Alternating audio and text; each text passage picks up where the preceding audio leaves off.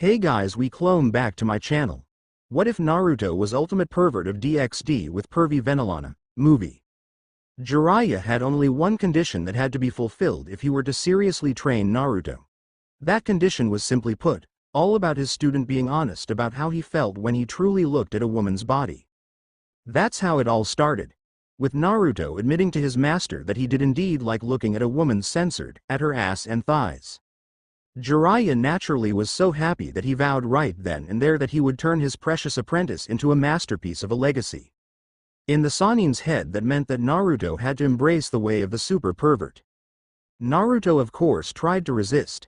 He really did try to resist, but Jiraiya's sheer stubbornness and Naruto's own traitorous hormones worked against him, and after being inside 30 different brothels and 42 strip clubs, Naruto finally caved in and became the second coming of Jiraiya. But the young Jinchuriki took his training a step further and became even more of a pervert than his godfather ever was. Now no longer was he just peeking at women and writing his own brand of the Icha Icha series. No, he touched women in lewd places, made them feel all hot and bothered while easily evading their rage-filled attacks and strikes. He'd be indecent some more and it would result in a blushing, stuttering mess of a woman running away with her pride and dignity in shambles while forever swearing to claim vengeance against him. That's how it usually worked for one Naruto Uzumaki. It was perfectly alright for him. It meant even more fun and teasing for when they came back just to have the process repeated all over again. The bonus was that he could watch their ass jiggle as they sprinted away from him, and boy was it almost always a good view. So used to his success and victories, one couldn't blame him too much for being pervy with the mother of the Sage of Six Paths. She was hot. Kagaya Otsutsuki was smoking hot. Sure, the horns were a bit freaky, and yeah, she was thousands of years old, but Naruto couldn't resist slapping her fat, thick ass. Those robes may have been quite loose when worn around her body, but there was no denying the dump truck ass that jutted out from behind even when wearing such a baggy clothing. As such, Naruto just had to smack her large rear end. He'd be spitting in his master's grave if decided not to. The wobbles made were very nice to look at even through her dress. The squeak that followed afterwards was also kinda cute in his opinion. Kaguya's reaction to being spanked was a mix of stunned shock, burning feminine fury, and a very noticeable pink blush all rolled into one single expression. But so confused she was as to how to feel in regards to him spanking her that in that same moment he and Sasuke took advantage and sealed her. Unfortunately, she snapped out of her trance and blasted him to a portal that sent him to the gap between dimensions. He only made it out thanks to the help of massive red dragon that was pretty nice and friendly. Said his name was Great Red. Strange name, but he wasn't judging. Now usually he'd worry about how to release the infinite Tsukuyomi, but old man Sage proved to really be a formidable ally and somehow managed to help him and Sasuke release everyone from their fake dreams even though he was in another dimension. Censored it that he couldn't bring him back to the elemental nation, but if he was to remain here, he better do what he always does best. Be a censoring maelstrom and cause chaos everywhere he goes. And the first place to be a victim to his awesomeness was this place right here. Kuo Academy, a high school he just enrolled into. XXXXXXXXXXXXXXXXXX. Now everyone, before I continue with today's lesson, I must first introduce you to a recently enrolled student. I trust you all to treat him well. The history teacher Hyaki-sensei said happily. Her tone may have been happy, but all the students gulped as she peered at them with eyes promising pain and detention if they acted against her wishes. You can come in, she cheerfully called out. What followed next was a torrent of crimson flooding the room as every woman had a nosebleed the moment the new student entered. The specimen was tall, being around 6'1" and possessing waist-length sun-kissed blonde hair tied into an elegant ponytail. He possessed electrifying blue eyes that rooted someone in their place. On either side of his face he had 3 whisker marks that gave him both a cute and hot look, all those features mashed well with a perfectly chiseled jawline that just screamed manly. Hyaki-sensei was no exception, as she too had a massive nosebleed when she got a good look at the new student's well-toned ass. She promptly passed out from the loss of blood volume missing from her body, a predicament that the female students in the class seemed to share as they too were unconscious. Leaving only Naruto and the unlucky male students in class who got doused and showered with the blood of their fellow students to remain. Naruto chuckled and just simply walked out of class, not exactly what he had in mind, but he wasn't complaining about the pride booster he just received. He stopped suddenly. The grin vanished from his face as he sensed something dangerous. Perverts. 3 of them to be exact. They were on the same exact level as his godfather in the pervy scale, and they had the potential to surpass even the Jinchuriki. He could not allow this to happen. Naruto turned and sprinted in the hallway to find his rivals. He eventually came up on them, and he felt his lips curl into a delicious and satisfactory grin as he saw them peeking on the woman inside the female locker room. He knew what he had to do. He quickly sneaked up on them and without their notice, tied their shoelaces into one another. He quickly stepped back and he had to suppress a chuckle for what came next. Transforming into his female alter ego, Naruto appeared and she put her capable lungs to good use. Pervertsss. Immediately the perverted trios reeled back in shock and fright, hearts thumping with adrenaline as their fight or flight response was activated and had them turning around and getting ready to desperately sprint away from the mob of angry vengeful ladies wielding wooden swords. Thanks to Naruto tying their laces, they didn't make it far. Falling face first to the ground, the perverted trio looked even more pathetic than usual, and Naruto had to desperately bite his knuckles to suppress the bark of laughter that tried to force its way out. Ahem.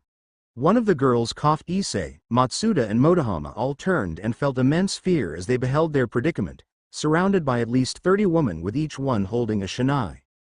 Each lady looked at them with dead hollow eyes, unfortunately more than used to the antics of those 3. They ladies all advanced forward and showed no compassion or mercy as they beat the most perverted students the academy had to offer. Naruto winced and clutched his family jewels as he saw the average-looking one, the one with brown hair and who seemed to be the leader of the perverted trio, get struck in the balls, multiple times.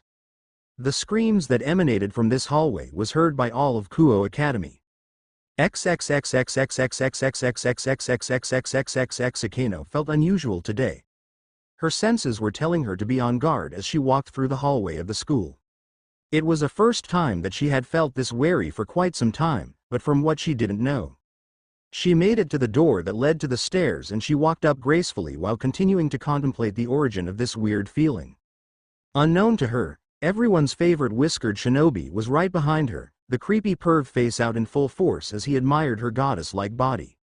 Starting from her alluringly well-shaped calves leading to deliciously girthy and meaty thighs. Naruto enjoyed the view profoundly, loving the way her thick thighs shaped enticingly. If her thighs were this delicious, then surely her ass was even better and more legendary. That was Naruto's hypothesis. He looked further up and concluded that he was so very right. Akeno had a thick jiggling ass, 2 massive fat cheeks that just wobbled and demanded attention. To the average civilian blessed with this God-given view, they'd probably have thought that this raven-haired succubus wasn't wearing any underwear. Hell, even he for a second thought that this woman wasn't wearing panties and he's a shinobi for crying out loud. But the more he stared, the more he had very brief glimpses of her underwear wedged in between her fat pale cheeks. Sadly, every adventure had its end and the black-haired bombshell was no longer walking up the stairs. It didn't mean he couldn't have some fun though. Naruto felt his lips curl into a face-splitting grin. He quickly and silently made his way to the unaware fallen angel, devil hybrid, and pinched her ass, hard. Ah! Akeno squealed painfully, turning around to slap and educate the fool who had the nerve and audacity to pinch her butt. She found no one, much to her confusion. She quickly turned back around and jumped back in fright from the human who was definitely not in front of her 2 seconds ago. Naruto grinned high. Akeno growled and let her fist fly. She held back enough to not permanently damage him, but she put enough strength in her punch to break his nose and make him bleed. Naruto dodged it, jumped back to put some distance between him and the lady, and said the first thing that came to mind. "Is that all you got, fat ass?" Akeno saw red. "What did you call me, you bastard?" She angrily walked up to him and tried to punch him again, this time letting out about 50% of her real power come out in her punch. No way was he going to dodge her fist this time. Sure, he would suffer tremendously, but she'll have him healed and his memory wiped out, not before stomping on his balls though. Naruto dodged it again and quickly maneuvered around her, much to her shock. Was he a fallen angel? A devil? Or something else? No way was this being a human with his reflexes. She had to control her temper even if she didn't like the idea. At the very least, it guaranteed that she no longer had to hold back if she chose to strike at him. "My name," he exclaimed dramatically as Naruto Uzumaki, Lord of the Badasses and the Omega Pervert. Akano snarled indignantly, I don't care who you are or the fact that you're a censoring pervert. You don't pinch my censoring ass and ridicule me by calling me fat ass. She stood up straighter and glared bloody murders at him. Perhaps she was unaware, but her movement did very amazing things to her mesmerizing large censors, Naruto noted perversely. Ah, but you should care because from here on out, I declare war on you. Naruto declared joyfully while extending his right arm towards. He uncurled his fist, revealing a light blue fabric. Akano dropped her glare and looked at the piece of material with a little confusion. It did seem a bit familiar to her. She looked at it closer and gasped as she realized exactly what it was. That was someone's panties, but why would he show it to H? She swiftly placed her hands on her bottoms, trying to feel for the undergarments that was stuffed between her butt. She deduced with growing dread and horror that she wasn't wearing her underwear anymore. He stole her underwear. Give that back, you pervert. Akano screeched as she tried to retrieve the small material and failed due to the blonde demon's quick pulling back his arm. No, Naruto stuffed her undies in his pocket and grinned at her, admiring the large rosy blush gracing her entire face. I'm keeping it as my trophy. Proof that I utterly dominated you in our very first battle. That's it. I had enough out of you. Right before his very eyes, Akano changed to her priestess garb and unleashed her largest and deadliest lightning spell at him. The surrounding area was promptly destroyed, and to her relief, Naruto Uzumaki was nowhere to be seen. She breathed heavily as she continued to peer at the destruction she just made. She hadn't exerted her power like that in quite some time. Already she could tell that both Rias and Sona will be undoubtedly mad at her, but at the very least that blonde buffoon was gone. But that did beg the question of who was he? Why exactly did he come after her? He was no doubt part of the supernatural world, but from which faction? And why was he toying around with her? Furthermore, was he Goy? That looks very painful. Akano immediately turned around and lo and behold, that same blonde bastard stood before her, completely unharmed from her attack. She frowned. How what? He cheekily asked her. Akano felt a vein budge on her forehead from the irritating man. How are you not hurt? Oh, that's simple. The Queen of Rias Gremory paid extremely close attention to what he had to say. I got out of the way. Akano grit her teeth as she stared at him. Truly has she never met a more insufferable man in her entire life. Well, lady, I sadly got to leave, but know that from today onwards, I will forever torment your soul. Naruto declared resolutely. He walked away from the raven-haired bombshell, but not before pulling out her underwear to twirl them around his finger, merrily whistling as the distance between the two of them grew ever so larger. Naruto Uzumaki, she whispered dangerously, eyes filled with rage and feminine fury as she glared in his general direction. You made the biggest mistake of your life. End. Chapter 1. Chapter 2. Start. Naruto Uzumaki. Rias murmured his name curiously. Yes, that's his name. Akano clenched her eyes shut as she remembered the previous day's event, the humiliation she felt at the hands of that new student. Once she gets her hands on him, he will suffer. Why is he a threat, Akano-chan? Surely there is a reason as to why you seem to dislike him so much. Rias narrowed her eyes. Is he the reason you destroyed the wall in that hallway yesterday? She nodded glumly. The red-headed king continued to gaze at her queen, silently demanding answers.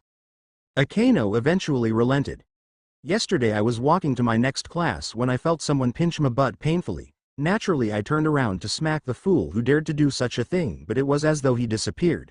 I turned back around and there he is. Rias's interest was heavily piqued as she listened to her best friend's story. I tried to punch him, but he dodged it and called me a fat ass. Rias immediately snorted and laughed at that, much to Akino's displeasure. If you're done laughing, then may I continue?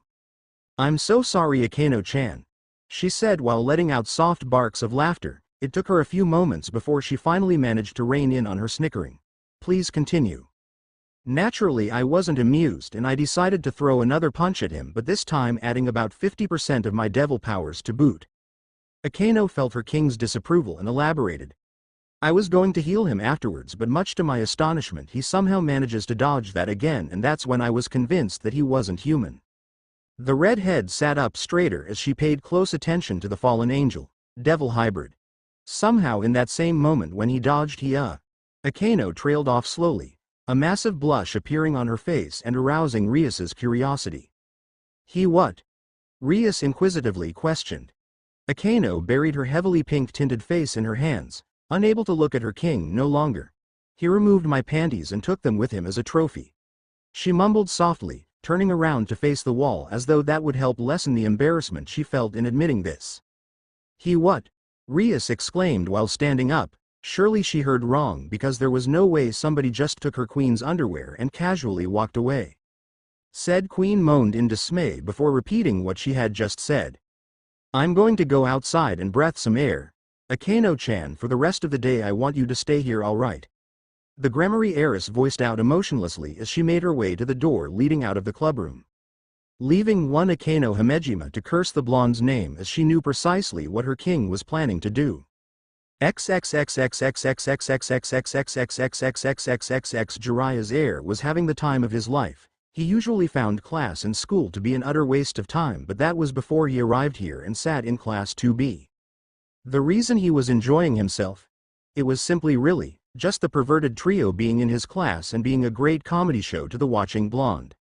They were talking about women as usual, and Naruto had to bite his lips to suppress his snickers as all the women including their teacher glared at the perverted trio as though they were the biggest scum in the world. Not that the ladies could be blamed too much considering what those three guys were talking about. He wasn't keeping track too much, but apparently it was a discussion between which female body part was the hottest, be it censored, ass or thighs. He personally was an ass man, but it didn't mean that he didn't like big censored or nice comfy thighs. Naruto nudged the girl to his right, a cute lady with dark blue streaks blending in with auburn-colored hair. She snapped out of her glaring and immediately bestowed him with a lovely smile, one that Naruto calmly returned much to her utmost delight. Hi, I'm Naruto Uzumaki. She flushed pink and Naruto inwardly smirked at the effect he was having on her. It's nice to meet you, Naruto-san. My name is Sierra Chung, she replied back shyly. My bad for bothering you, but can you tell me what's the deal with those three? He asked politely while gesturing towards the three most hated members of Kuo Academy. Instantaneously the shy yet delightful look faded away from Sierra's visage, her eyes grew wrathful, lips curving into a displeased frown.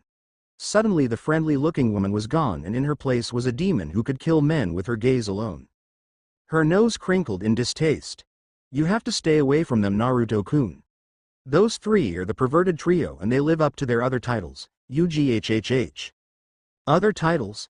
He asked her curiously. She leaned in and whispered, first we have Motohama, he's the one with the glasses and he has the ability to calculate a woman's body measurement just by looking at them. Hence he's been bestowed the title of 3 sizes Scouter. His weakness is that his body becomes very weak once you remove his glasses. Naruto raised an eyebrow. He becomes weak when someone removes his glasses? How does that work? Nobody knows, but that's Motohama. Moving on, we have Matsuda, the bald-looking freak. Naruto winced at her description. He is worse than Matsuda in that he snaps pictures of women when the opportunity presents itself. His titles are Perverted Baldy and Censored Harassment Paparazzi.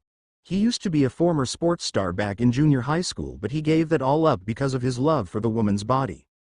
That made no sense. Didn't the fool realize that women liked guys who were athletic? He's stupid. Naruto deadpanned. Sierra nodded wholeheartedly, fully agreeing with the blonde's statement. The last one and the worst of the three is Issei Hyodo. He's known as the perverted libido and is acknowledged by all as the leader of the perverted trio. He has this really disgusting ambition to one day have a harem and be the harem king. She scoffed. It is a unique dream and that's something I can respect, regardless. Thank you, Sierra, for your time. He gave her a small grin, causing a blush to creep on her cheeks. It's no problem, and Naruto-san, she responded shyly, losing all the confidence that came with hating on the perverted trio. Naruto turned towards the front of the desk while contemplating this new piece of information. That boy Issei wants to be the harem king, huh? He's definitely a lot more ambitious than I gave him credit for. Well, now he's suddenly become a lot more interesting him. Naruto grinned slightly as an idea popped up. Perhaps I should show him how it's done by being a good role model and training him. Now that sounded like a fabulous idea to the blonde. He'd essentially become just like his master by taking Issei on as his apprentice.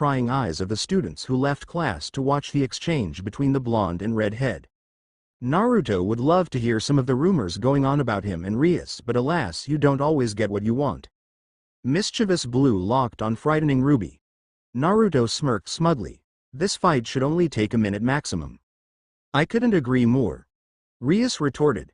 Through some unknown signal, both combatants started with Naruto dashing towards Rias, who formed her signature power of destruction in her hand. She fired it at the blonde and smirked as he continued to dash towards it. She put just enough power to hurt him immensely while keeping him alive so he could fulfill his end of the bargain. Idiot, I just won, and in just a few seconds too. She watched as her bloodline power consumed the blonde and was startled to note that he emerged relatively unharmed. Impossible, he should be extremely hurt, thought a wide-eyed Rias as she watched the blonde come closer and closer towards her. Immediately she unfurled her wings and flew to the air to keep her distance, still in shock that he resisted her power and so easily even if it wasn't at full strength. He stopped and watched curiously as she hovered up there, finding her wings to be utterly fascinating. Not bad, Naruto Uzumaki. I underestimated you, but it doesn't matter because you'll still lose, she declared haughtily. She materialized her signature power of destruction once more. I'm just gonna call it POW. But this time powered it to her full capacity and fired it towards the still blonde. Naruto jumped away and smirked. Allow me to show you the difference between our abilities. He tried, he really did try, but he couldn't resist using one of those classic villain speeches.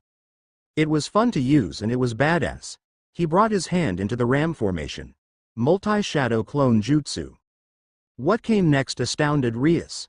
1,000 replicas of the blonde filled the clearing, each one smiling, grinning, and wearing some form of a condescending expression on their face. Rias was utterly shocked, lost for words and totally speechless. What manner of sorcery is this? She wondered amazedly. Never had she ever come across as an ability quite like this one. It seemed like the army of clones were well synchronized as they all jumped at once towards her. Rias screamed in shock as they reached her in the air, startled as she was and with who knows how many replicas were formed. Rias knew she was done for. Even if she could form her POW in time, it still wouldn't be enough for the army of clones before her. I give up, she yelled desperately, and the large groups of Narutos just grinned before dissipating all at once, leaving only her and the original Naruto. She flew down a bit shakily, her heart pulsating with quite a bit of fear as Naruto slowly made his way before her. He stood before her and smiled lightly. I believe I've just won, Rias, he teased her lightly. What are you? She cursed herself for stuttering. I'm just human really, well not your average type of human but yeah. Rias was awestruck. You're human? With that kind of power? I'm pretty awesome I know. He chuckled. But enough about that. I believe you owe me something right now, he said while extending his palm to her. Rias was confused for a moment before she remembered the terms of their deal. She flushed pink but didn't make a fuss about it. She started with placing her hands on her thighs, moving them up to grasp the waistband of her underwear while bunching up her skirt slightly and drawing her small fabric down. She bent over as she tugged them towards her knees. Her large sensors wobbling enticingly, much to Naruto's delight. She finally finished removing them and handed them to the blonde without muttering a word. Naruto stretched her undergarments before her very eyes, testing out the stretchability of the material much to her embarrassment. He nodded approvingly and stuffed her panties in his censored pocket. Why do you take woman's underwear? Surely you must be joking about the defeating the woman and taking it as a prize tradition, she questioned. Naruto snickered.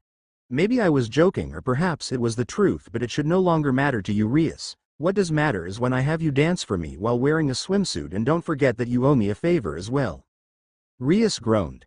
Now be careful my dear, don't walk up the stairs or anything like that unless you're okay with flashing someone with a view. He teased her. She stared at him blankly before turning around and walking away. Having had her fill of the blonde demon for an entire century. No millennia. Ha ha ha ha ha. Azazel exploded with laughter as Naruto regaled him with another story of Jiraiya's inspiring life.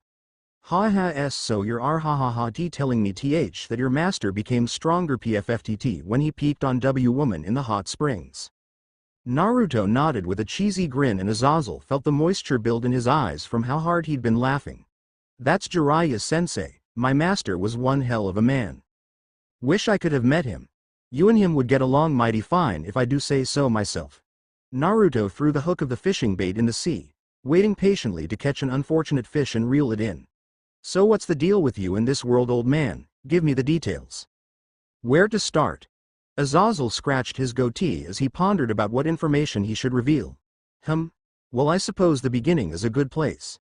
This world, Naruto-kun, is composed of many different factions and pantheons, the most dominant and well-known group being the biblical pantheon composed of angels, fallen angels, and devils. Naruto quirked his eyebrow in curiosity. What's the difference between angels and fallen angels, old man? Shush, I was getting to that. Youngsters these days, no respect for their elders. The dual-haired man complained. The shinobi stuck out his tongue childishly. Fallen angels are basically angels who fell out of heaven because of committing a sin or feeling a certain way too much, like let's say suppose, lust. Feel too much lust and you fall, that's what happened to me. So basically, you became a fallen angel because you thought about censored and asked too much. Azazel nodded. Pretty much, but let's not drift off topic. The simple version of it is that the three different factions, angels, fallen angels and devils have been at a three-way war for many centuries. It ended like 200 years ago or something, but that was because each faction suffered too many losses and casualties to continue. There has been no actual battle since the ceasefire, but skirmishes do happen occasionally that we clean up in order to avoid going to war again," Azazel added. Naruto narrowed his eyes. Kind of like the Elemental Nation before we banded together because of the Akatsuki. And the other factions or pantheons? What are their stance on you guys or in general? Azazel stroked his goatee. The other factions just mostly keep to themselves. They're not adverse to peace, but neither are they adverse to war. In general, the relations between us are cordial yet tense, not friends, not enemies. Out of curiosity, how would you describe some of them? The leader of the vampires, Akasha Bloodriver is the name. She's quite powerful and she can be ruthless, but I do know that she doesn't want her race to war against other races or to hurt humankind. The vampires in general, though, are a lively bunch, and I say that quite sarcastically. There's the Greek pantheon. They're an interesting bunch as well. The leader of the pantheon is Zeus. However, the most powerful from that group is Hades, the god of the underworld. He's not very fond of the ceasefire in place. Azazel's sweat dropped at his own statement. The shinobi contemplated the information silently and gestured for the fallen angel to continue. You have the yokai, whom are among the most peaceful of the supernatural world. You'll find that yokais live alongside humans in the city of Kyoto. They're not the most powerful faction out there, but they do have the protection of the Shinto gods. That's not mentioning that Yasaka, the leader of the yokai, is quite powerful in her own rights. Azazel shrugged. Each faction had their own goals, but most in general are not into killing one another or into seeing the Great War happen again. Naruto narrowed his eyes. And what do you want? Peace. I've seen too much bloodshed and misery. All I want is for us all to get along and to have fun with different women from different factions. Be they yokai, valkyries, magicians, or even dragon women. The leader of the fallen angel drooled as he thought of the possibilities with peace. The shinobi snorted and laughed.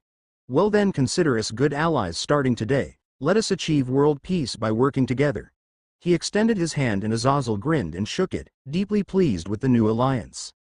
So any thoughts on how you want to do this? Azazel asked his younger companion curiously. Naruto's eyes twinkled mischievously. How do you feel about giving me a trip to the yokai faction?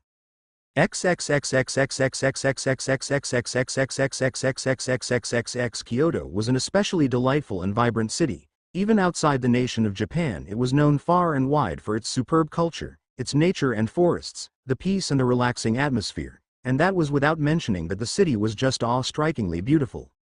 If one were looking for heaven on earth, they'd find it here in Kyoto. Naruto normally didn't pay attention to the way a city looked or at the scenery, but even he was easily impressed with just how beautiful the city of Kyoto was. But even that was not Kyoto's most admirable trait. No, that honor belonged to the supernatural living in peace with the humans. Naruto senses a genjutsu that covered the yokai features from human eyes, rather understandable, but the fact that the yokai didn't despise the humans and lived amongst them was very respectable in the blonde's perspective. I'm gonna like it here. What do you think about all this, Kurama? The only thing that really catches my interest is in seeing if there are any fox girls. Well, that and asserting dominance over this world. If you fight any massive monster or beast, I want you to let me fight. No problem. Naruto walked around, cheerfully waving at the startled supernatural beings just looking at him warily. The shinobi paid no heed to the growing number of yokai following him, instead opting to whistle merrily and go about his way. A sudden thought invaded Naruto's head and the blonde bolted, inwardly laughing at the shock and rage that he sensed in more than 24 yokai from having to chase after him. The beings chasing after him weren't too shabby, but the shinobi was a master of stealth, even at a young age. There was a reason why the blonde could paint the Hokage monument in broad daylight unnoticed, just as there was a reason as to how the blonde could escape the clutches of several ambush squads. His stealth at that age was unparalleled, and he only improved since then. It took less than a minute to completely lose them, and Naruto felt partially bad for all the negative feelings that the yokai harbored within themselves. Well, thanks to me, they now have the drive to improve. Feeling himself in a completely mischievous mood, the Jinchuriki of the Nine Tails flared his chakra for all of Kyoto to feel and promptly ran away, keeping enough distance so as to hide and witness the consequence of his actions.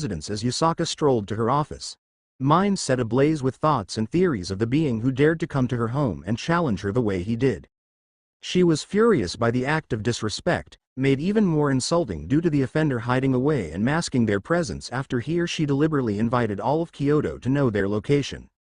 The stunt was basically the middle finger to her and all the yokai living in Kyoto. Yet that wasn't the worst of it.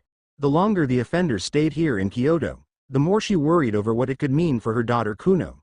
Her maternal instincts demanded that she flay alive the one who could potentially harm her daughter, yet as time dragged on and squadrons of yokai reported not finding anything or anyone suspicious, the more she became increasingly agitated, forcing her to avoid her precious daughter lest she wrong her when Kuno did nothing to be punished for.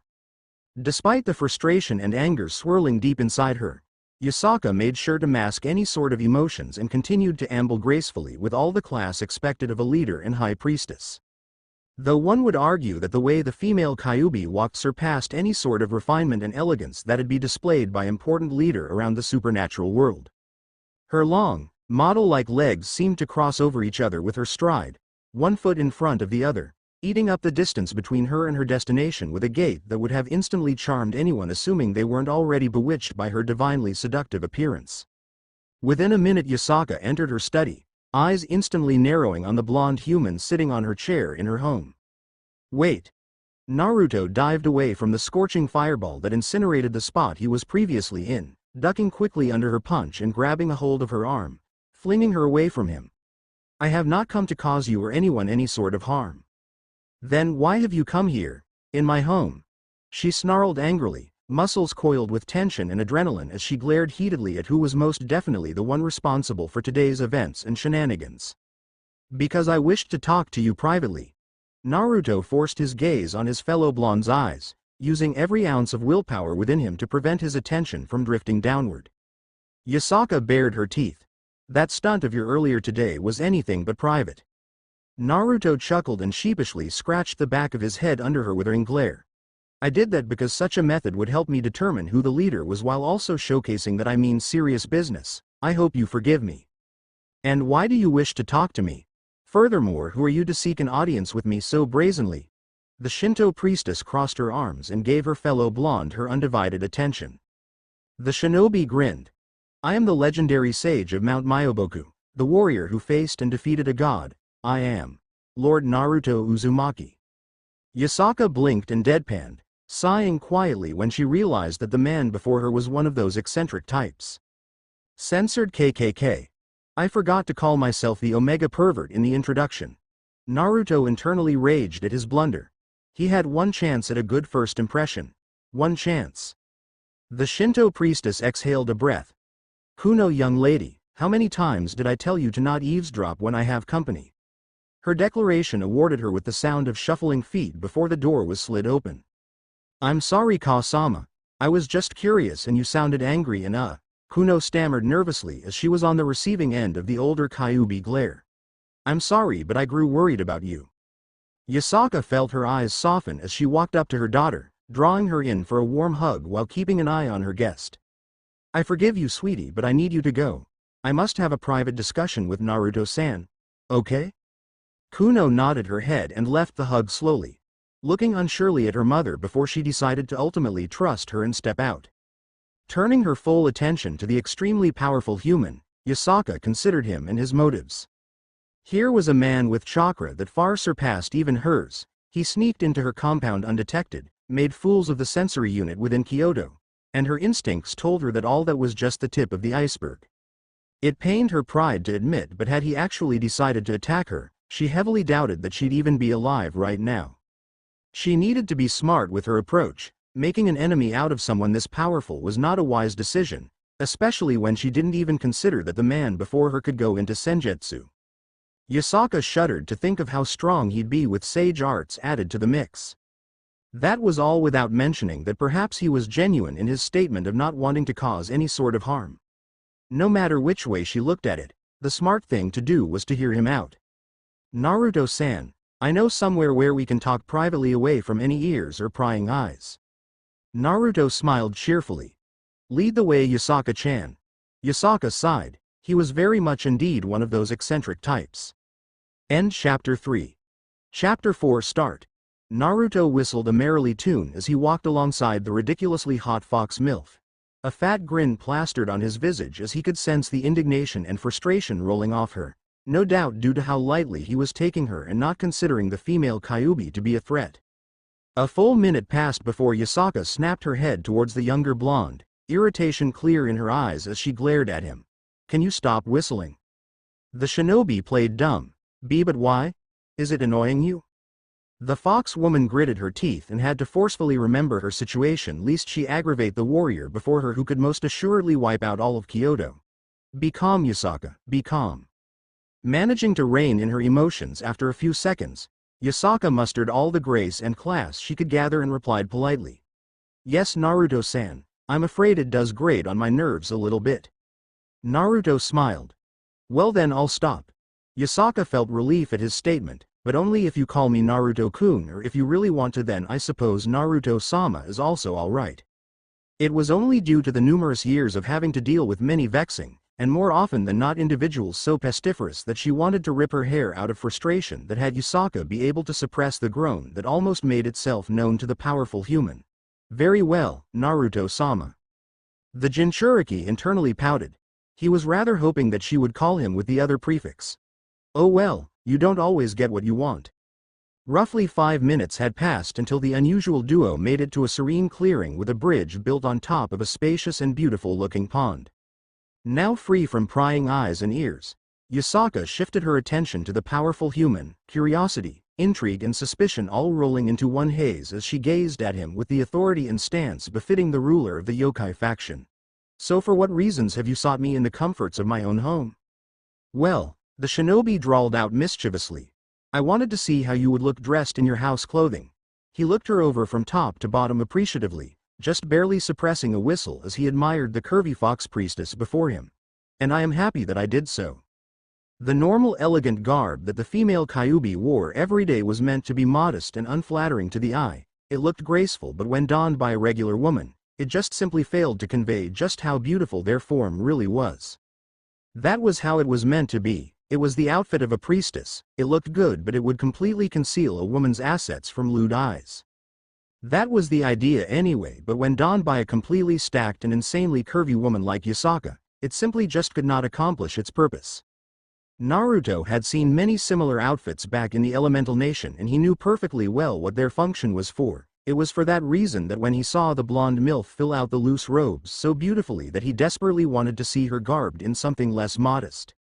And seeing her now, he truly believed with every fiber of his being that the woman in front of him was the most gorgeous being to have ever existed in all the dimensions.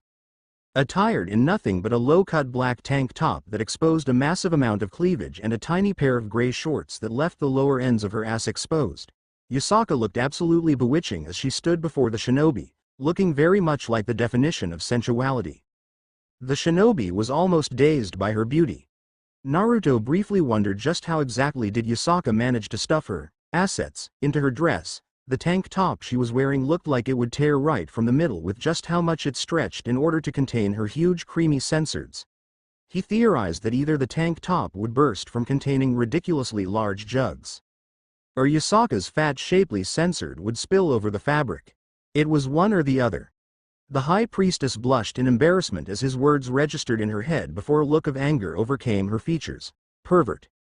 The shinobi chuckled and jumped back from the enraged woman before she would decide that she wanted to pummel him. "I'm not the one dressed indecently, Yasaka-chan," he teased.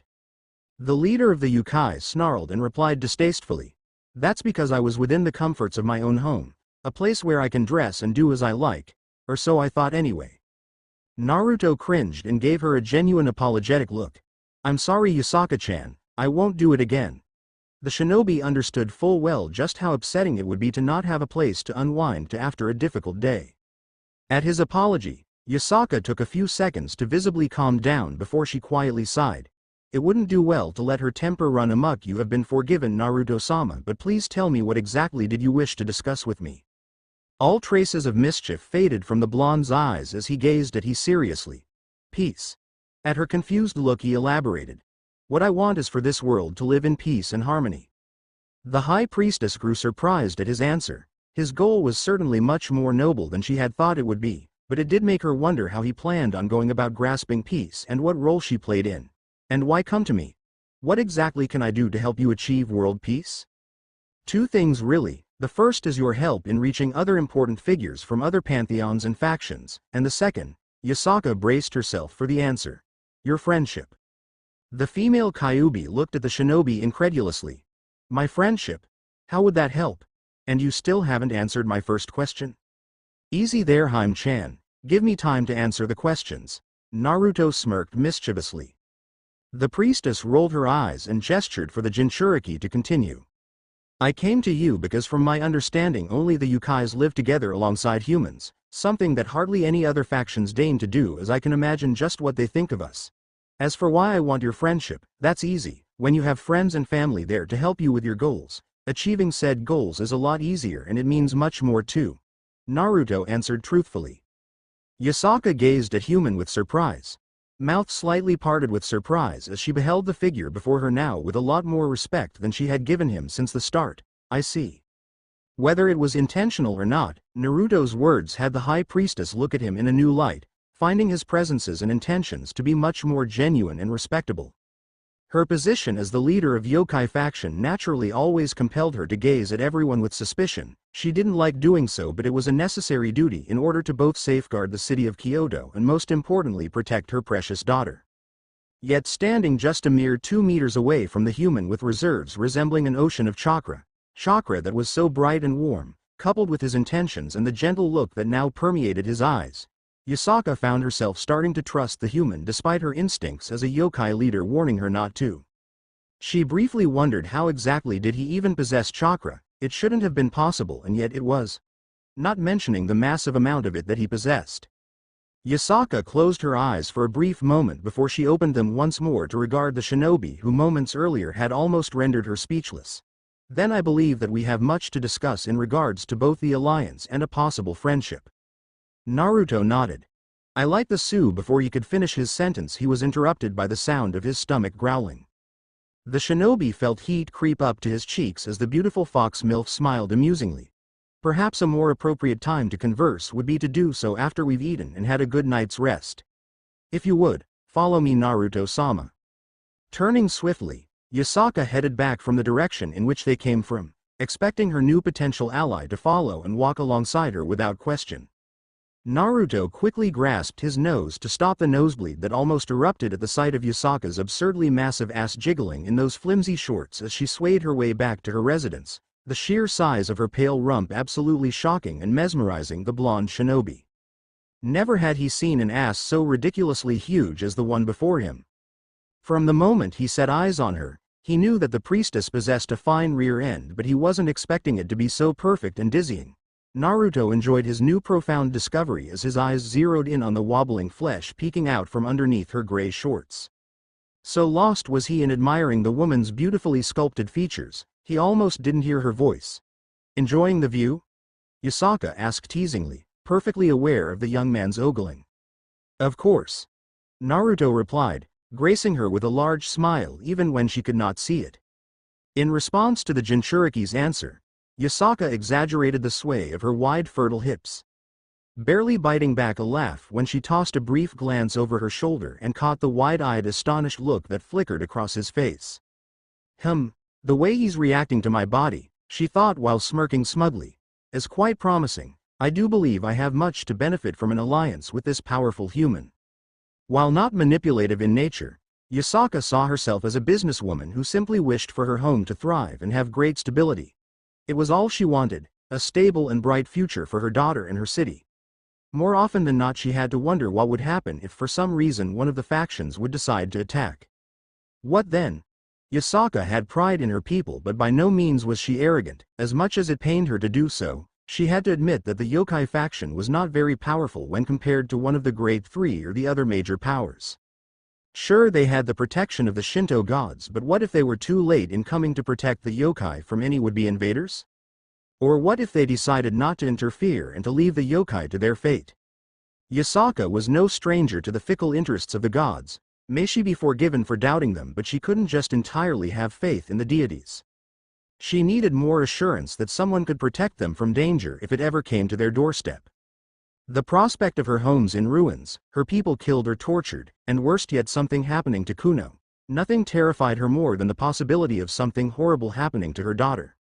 She needed more power in order to secure the future for Kuno and the city of Kyoto, power that this human possessed in abundance. She wasn't sure just how powerful he really was, but what she could determine was that he outclassed her by quite a margin without the use of senjutsu. An impressive feat for one so young. Yasaka felt her admiration for the young man swell. An alliance with him would bode really well. But it did make her wonder, if he was stronger than her by quite a bit without senjutsu, then just how strong was he with it? And what other tricks did he have in his sleeve? That was an answer she was looking forward to quite eagerly.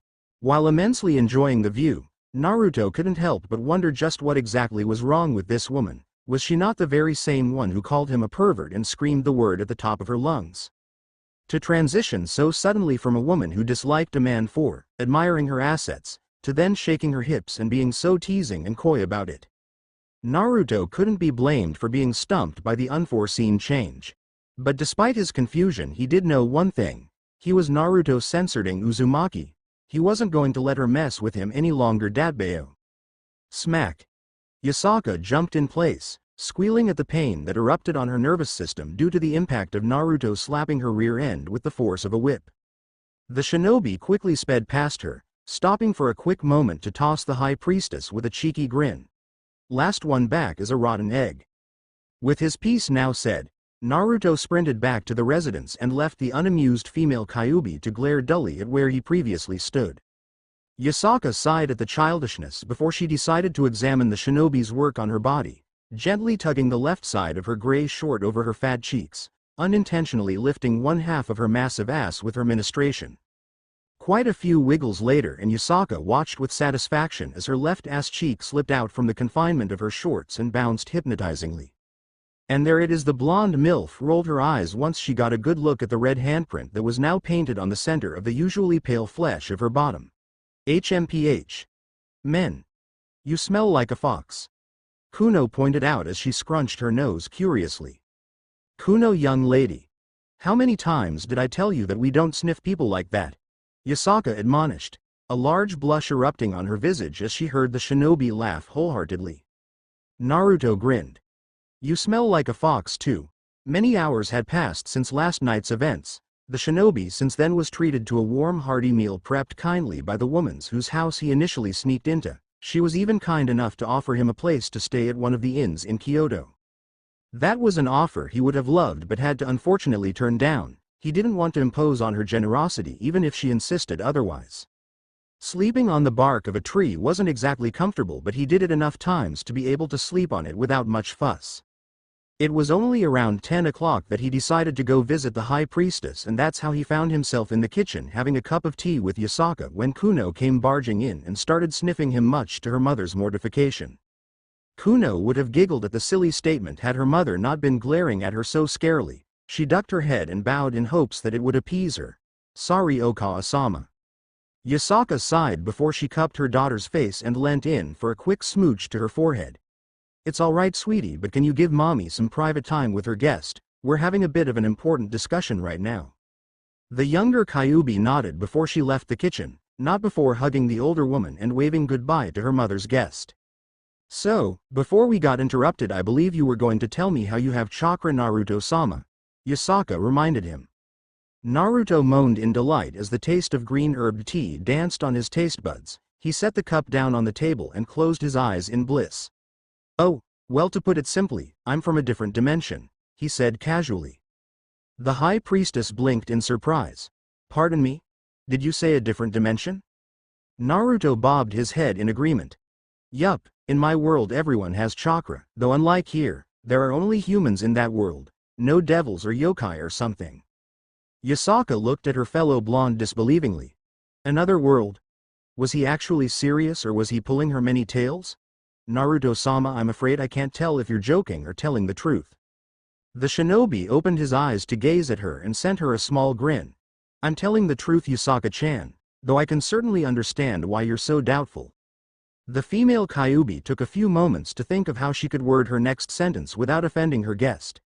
Assuming you were telling the truth and you haven't given me any reason to doubt you, how exactly did you come here? You remember how I told you yesterday that I faced a god and won? Well, that very same god, Goddess, actually to be more accurate, decided to blast me away to a different portal just to spite me before she was sealed away. Naruto explained normally, looking for all intents and purposes as though he was talking about planting seeds in a garden. Yasaka stayed quiet, unable to form a response as his words rang repeatedly in her head. A human-faced goddess and one. While admittedly quite powerful, she just couldn't see him winning against a divine being unless he used the senjutsu she sensed yesterday. And even then she wasn't so sure of the odds being in his favor. Not mentioning that if he really was telling the truth, said goddess had to be extremely powerful in order to possess a dimension warping ability. She just couldn't say, "I think this will help my case." Naruto got up and synchronized his energy with Kurama's and the natural energy of the world. At once his form glowed and dripped with sheer potent power, 9 black sizable orbs floating behind his back while his hair stood up with 2 particular bangs pointing upwards and looking like he had horns. All around the supernatural world, the greatest of censors along with beings of immense strength froze as they sensed the presence of a new player with unimaginable might, his energy output and power easily surpassing their own and rivaling that of Great Red and Ophis. Great Red grinned as he longed to fight someone other than that troublesome brat Ophis, while said brat grew excited at the possibility of someone strong aligning with her to fight the true dragon. The strongest that the supernatural world had to offer have finally realized that one Naruto Uzumaki was here in their dimension. Though none were more aware of that than Yasaka as she studied the shinobi's majestic form with astonishment and reverence. There were many other changes to note off. The color of his skin now glowing brightly as though he was the sun given human form, the shape of his pupils becoming twin slits with one horizontal and one vertical, giving it a biblical cross-like look. The whisker marks that adorned either side of his cheeks were promptly replaced by 3 thick horizontal black rectangles. But of course the biggest change that Yasaka immediately noticed was his power. If his reserves before the transformation, which was already so massive to begin with, was the size of a lake, now it resembled all the oceans in the world. The sheer quantity of it was so vast. With that sort of power at his disposal, he could easily wipe out the entire Shinto pantheon, she thought in stupefied awe. And the feel of his chakra, Yasaka purred impulsively. She froze, instantly comprehending the sound she just made and how undignified she just presented herself as. Naruto blinked before he looked at her amusingly. "Yasaka-chan, did you just purr?" The female Kyuubi felt heat envelop the entirety of her face as she stuttered no, of course not. That was just a. She tried to think of something before she ended up sighing in defeat. Yes, it was a purr. Nothing wrong with that, to be honest. The Jinchuriki scratched the side of his cheek offhandedly. It was pretty cute, but putting that all to the side, this form right here is what I used to defeat, said goddess before she blasted me away, though I do have to confess that I did have help. Kagaya-chan was too powerful for just me alone. Yasaka stood up and closed the distance between her and her guest, looking over him from head to toe as she examined him with utmost curiosity. She heavily suppressed the urge to purr and lean into his chest as everything about him pulled at her soul and demanded that she surrender herself into his warm, comforting embrace. The 9 black spheres floating behind him were a touch curious. Instinctively she reached out to grasp one of them, not knowing the danger and damage a truth-seeking orb can do to a person. Naruto swiftly grasped her hand. "Sorry Yasaka-chan, but touching one of those orbs is very dangerous." The moment he grasped her hand, Yasaka lost all manners of her concentration and focus, burying her face into the shinobi's chest and purring loudly and uncontrollably, 9 fox tails swaying recklessly behind her and giving away just how happy she was to be hugging the current object of her affection. "I thought only cats purred. Still, I am not complaining about this." The reincarnation of Ashura hugged her back. One hand clutched at her waist while the other stroked and caressed her long beautiful hair. Based on how she was reacting to his petting, namely her pushing her head into his hand, she must have really liked him playing with her hair. "Okawa-sama." Yasaka regained control of herself as she heard Kunu's voice, dialing back a few steps from the shinobi's embrace as her daughter's voice made itself known right outside the kitchen door. "Can you help me with homework when you're free?" The shinobi quickly returned back to base form, no longer seeing the need to be in his 6-path state. Yasaka felt her visage submerge in heat once more as she remembered with great clarity of the moment she just shared with her guest. Still, despite her embarrassment, she didn't forget to reply back to her daughter. "Of course, sweetie, anything for you." "Thank you, Okawa-sama." Kuno excitedly thanked, "No problem." Using her enhanced senses, the yokai leader waited until she determined that her daughter was not around before she focused back once more at her fellow blonde. "My apologies, Naruto-sama, for acting so brazenly." Naruto grinned. "No need to apologize, I enjoyed the hug and wouldn't mind another one." The blonde MILF giggled briefly and nodded her head. "Coming back to our discussion before I got sidetracked, so you really are from another world," she stated factually.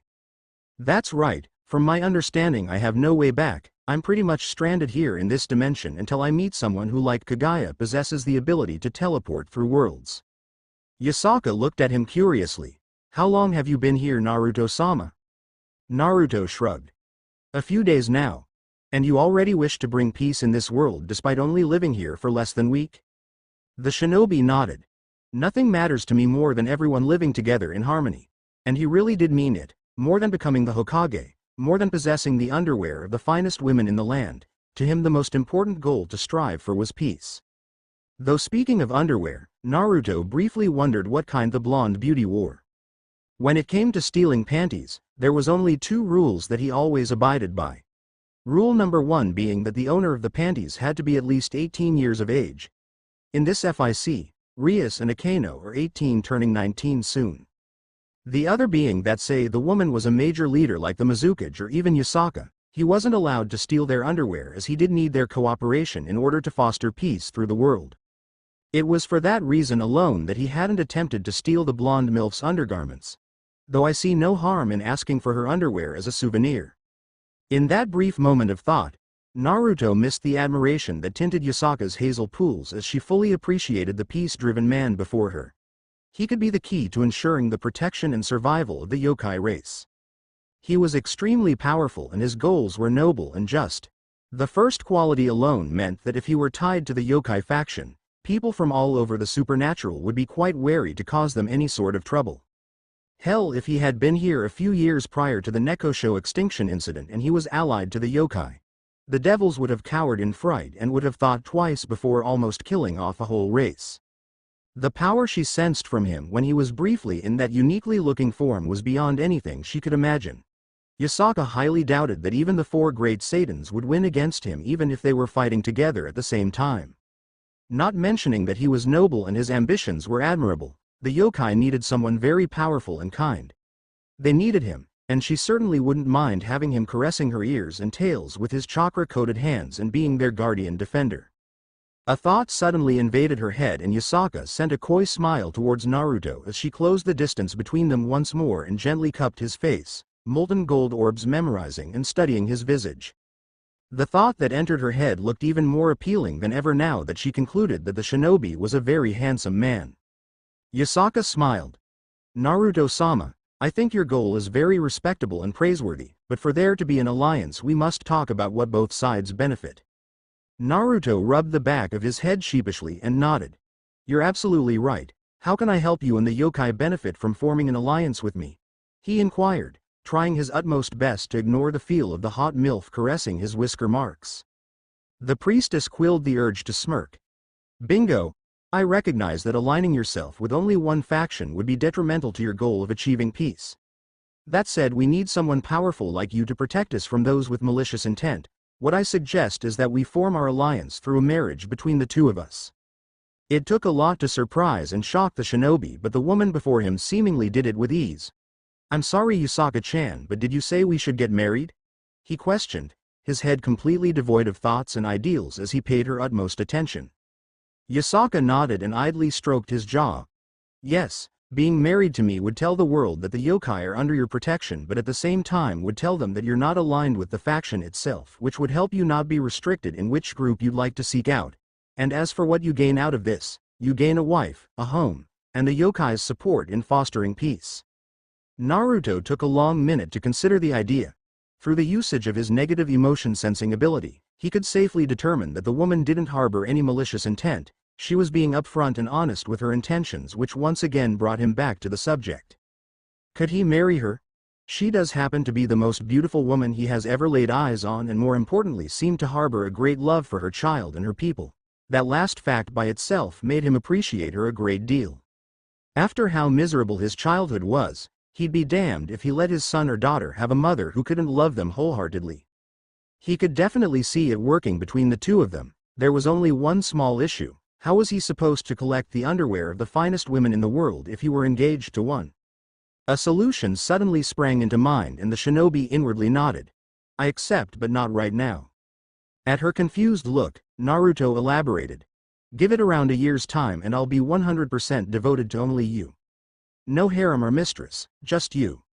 But for now, I need to journey the world not just because of wanting to bring peace, but to also acquire the underwear of many very beautiful women. End Chapter 5. Chapter 6 Start. Poor Yasaka looked at the shinobi blankly, her mind unable to comprehend and believe what she had just heard. Surely she heard wrong. There was no way that he had just proclaimed with a straight face that he has to collect underwear from the most beautiful woman around the world. Pardon me, Naruto-sama, but can you repeat what you just said? Naruto gave her a smile so bright it would have blinded Lee and Might Guy. It's no problem, Yasaka-chan. To put it simply, I can't marry you until I have collected at least 300 different panties taken from the most beautiful women around the world. I already have 2, so that leaves 298 left. Though since we are talking about undergarments, Naruto grinned. May I have your underwear as well? Preferably the ones you're wearing right now if it's no hassle for you. Yasaka still looked at him disbelievingly. Despite hearing him clearly, she had no idea how to respond to his claim and request. One of his goals was collecting 300 stolen underwear. That's why he can't marry her just yet. Strangely enough, she didn't mind giving him her own undergarments, but she drew the line at him collecting undergarments from women other than herself. Naruto slowly backed away as a black aura materialized around the fox MILF's body. She sent him a ridiculously sweet smile and Naruto cringed at the sight, turning tail and getting ready to sprint away. Yasaka reacted quicker and grasped his shoulder. The shinobi winced as her nails dug painfully into his flesh. Naruto-sama, she said his name sweetly. The shinobi shivered, crying internally at his misfortune. Yes, Yasaka-chan. Won't you be a gentleman and look at me, please? At her request, he turned to face her, barely holding back another cringe as he noted the feminine fury that tinted her gaze. Yasaka stared at him unamusingly. The only reason I don't bash your head right now and send you lying flat on the ground, Naruto-sama, is because I don't wish to damage my flooring. That said, she dug her nails even deeper into his shoulder, much to his discomfort. You don't ever tell a woman that you plan on stealing other women's underwear. I mean, honestly, Naruto-sama. Don't you realize how awkward that is? She ended up ranting. Naruto laughed awkwardly and winced. My bad, Yasaka-chan. Can I ask you let go of my shoulder though? She acquiesced to his request, shaking her head disapprovingly at the human. 268. The shinobi looked at her confused before recognition crossed his features. You're giving me 30 different panties from your underwear collection. Yasaka nodded, still giving him a deadpan look. Yes, but I expect you to finish your quest in 6 months rather than a year, and let me make it clear that you are to visit me and Kuno at least once in every 10 days. Naruto smiled and nodded. I can do that. And allow me to make it perfectly clear that after 6 months, not only will you get rid of all the underwear you collected except for the ones I'll give you, you won't even look at another woman except me for the rest of your life. Understood? She demanded. As far as she was concerned, Naruto Uzumaki was the ultimate prize. Immensely powerful, exceptionally handsome, possessed noble and respectable ambitions, and the feel of his chakra, the energy tied to his soul, was extremely pleasing to her yokai instincts. He was perfect and she had just claimed him. He was hers. Sure, he may have been more perverted than most men she had met or dealt with, but the pureness and warmth that emanated from his chakra more than made up for that. The shinobi inwardly smiled. He could definitely picture himself falling madly in love with this ferocious vixen given time. Hell, he was already fond of her despite meeting her less than 24 hours ago. Though it was pretty hilarious and adorable how she was already acting like she was his wife. Yasaka-chan, or rather Yasaka-heim, you are the Tsunade to my Jiraiya. Yasaka blinked and gave him a perplexed look. Sorry? Naruto chuckled. I'll tell you about it some other time, but I accept your proposal. In 6 months' time, I am yours 100%.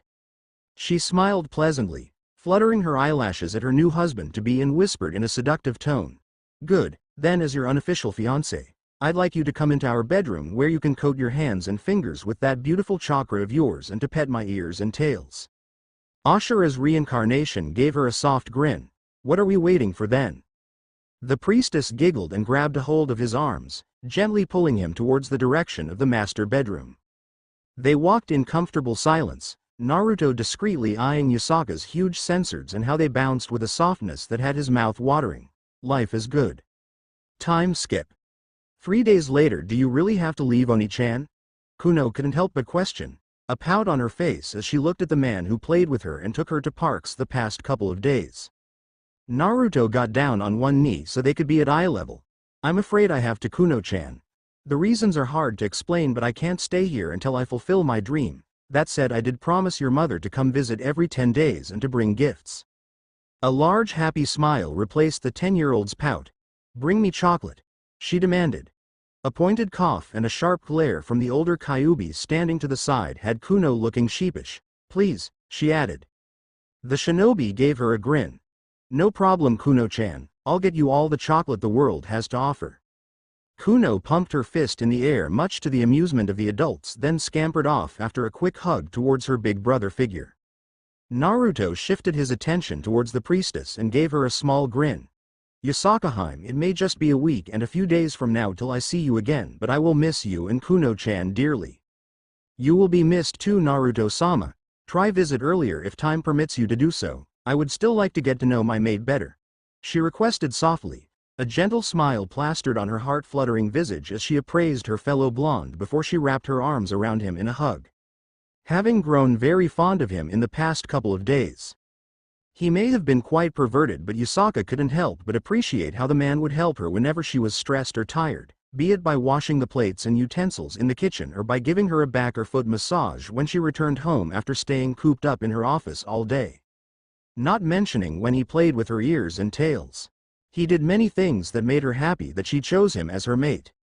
But the main factor was that he cared and looked after her daughter when she didn't have time, taking her out to the park and buying her ice creams or simply spending time with her watching Disney movies, treating her like his baby sister. Giving the already high-scoring shinobi even more points. The grin on Naruto's face transitioned into a relaxed smile as he hugged the women back, for once not thinking of how wonderful Yasaka's chest felt pressed against his own. He was right, the more time he spent with Yasaka, the more he saw the possibility of him actually falling in love with her increase. He jokingly called her the Tsunade to his Jiraiya, but it seemed that what came off as a joke might actually come to be true. On a side note, he had to admit that he liked being called her mate, something about that particular word felt right to him. Yasaka broke off the hug but clutched the Jinchuriki's shirt tightly, much to his confusion. Yasaka-hime? The female blonde smiled coyly before she tugged the shinobi towards her, smashing her lips against his in a searing and very hungry kiss. Naruto's eyes widened in shock before he instinctively relaxed them and wrapped his arms around her, one hand clutching her tiny waist while the other tenderly stroked her back as he returned her passionate kiss. Yasaka poured as much of her womanly charm into the kiss, moaning in contentment as she found the shinobi to be quite a good kisser. They locked lips for what seemed like hours, their entire world revolving around just making the other feel good, only finally breaking it off when the need for oxygen proved to be too great for them to continue. The vixen playfully nibbled at his lower lips as she retreated. Naruto panted heavily from the exhilarating and dizzying kiss given to him by the hot MILF, feeling lightheaded from the intimate exchange. He may have been engaged with her for 3 days now, but despite taking after his godfather in being a high-class pervert, he still had too much honor in him to swiftly put the moves on her. A rather ironic contradiction that amused Yasaka to no end, that a pervert on the scale of Odin's level such as he would not sleep with her even when she's willing because he believed the act of censored and even kissing should be gradual and slow. Still, she found her admiration and respect for her newly betrothed swelling that he had the control and will to control himself in such a manner, especially when she was aware that her looks was ranked among the highest in the supernatural world. That, Yasaka wheezed out through her panting, is, so, you could, return back faster. Naruto nodded and smiled goofily before he turned around and walked away, wholeheartedly happy that he made the decision to start his quest of world peace with the Yukai faction. Censored it that he couldn't get the chance to interact with the Shinto faction as well, but he'd get there eventually. Now which faction should I meet next, I wonder? Naruto hummed happily as he whistled a merrily jolly tune. Well, first I should check up on my new student, even if he doesn't know that he's my student. Going back to Kuo it is. Icha Icha Paradise. A book that had been recently published and released for only 2 days, skyrocketed in popularity and became the most sought-out book in both the human and supernatural world. How could it not? The scenes, the vivid description, the characters themselves, everything about the book was just absolutely phenomenal, and when such an art that surpassed the work of Shakespeare was released out to the world, it was only natural that one Jiraiya of the Sannin would be the person everyone was searching for. Icha Icha Paradise was a phenomenon that would never be forgotten, and unknown to the entire population of perverts including one Issei Hyodo. It was the first step for the blonde Jinchuriki to be recognized by his student as the most legendary figure in all of existence.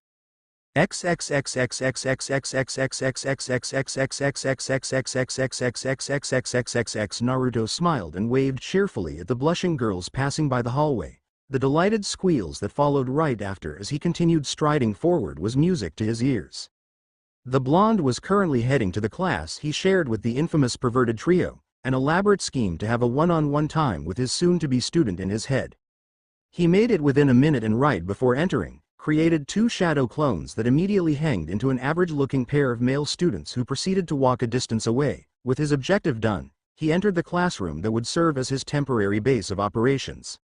All the students and the teacher turned their heads towards the sounds of the door sliding, and the females promptly squealed happily as their eyes set on the recently dubbed King of Kuo Academy, almost deafening the ears of the few male students in class.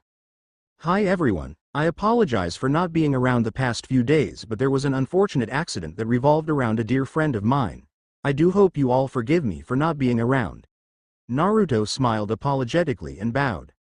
Naruto barely suppressed the smug smirk that almost crossed his features as the class erupted into screams and bellows. Of course, we forgive you, Naruto-kun. You're so amazing, skipping school to be there for your friend. Naruto-kun. I love you. Ah, what a sweetie. Similar proclamations and cries followed, and the shinobi smiled pleasantly towards the ladies who swooned at the sight. Smart, handsome and caring. If only the boys here were like you, Naruto-sama. A random girl shouted. Naruto internally chuckled. With that, the announcements that followed were less than kind towards the male students who slumped dejectedly. Why can't you perverts learn from Naruto-kun's example? These men are crazy for not idolizing Naruto-sama. If only the perverted trio were 1/10 as noble and handsome as Naruto-sama. Die, you useless wastes of space. Each proclamation was crueler than the last, and the shinobi had to bite his lips so as to not ruin his image by laughing. A hard task, but one he managed, albeit with great struggle. Thank you ladies for the kind words, it is much appreciated. Naruto bowed once more before he walked towards an empty seat right next to the leader of the perverted trio. He sat down and smiled pleasantly once more at the love-struck women before the teacher finally regained control of herself and managed to continue on with the lesson. A blush on her face as she realized just how inappropriate she was being by lusting and drooling over one of her students. Nonetheless, she focused on delivering the lesson, and for the most part everyone listened attentively to her lecture. How unfortunate that it would soon be interrupted once more. The blonde shinobi waited patiently for about 5 minutes like planned before a thunderous bellow from one of his hanged clones in the hallway was heard by all the students in the classrooms. Whaattt. Rias Gremory is currently naked in the student council's room. Damn.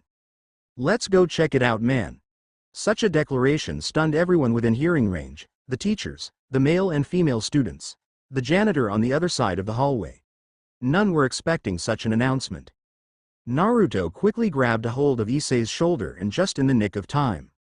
Everyone quickly snapped back to reality, and chaos ensued as brothers and sisters, comrades and colleagues all fought and pushed one another as they sprinted out of the classroom and towards the room of the student council. The truth was revealed as each person's inner character was unveiled for the world to see. The men losing every form of coherent thoughts as they only wished to have a large glimpse of Rias's curvaceous body.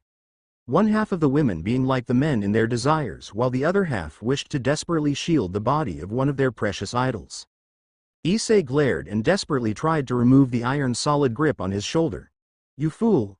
Do you not realize the opportunity that was given to us? Naruto chuckled. Rias Gremory isn't in the student council's room and she's not naked. That announcement you heard was fake. And why should I believe you? I don't have any reason to trust what you say or to even listen to you. Then perhaps I should give you a reason to listen to me.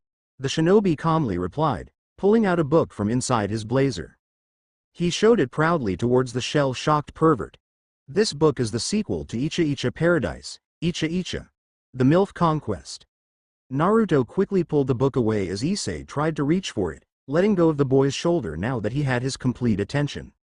All the disdain in Issei's eyes faded away as he looked at what he deemed to be heaven on earth.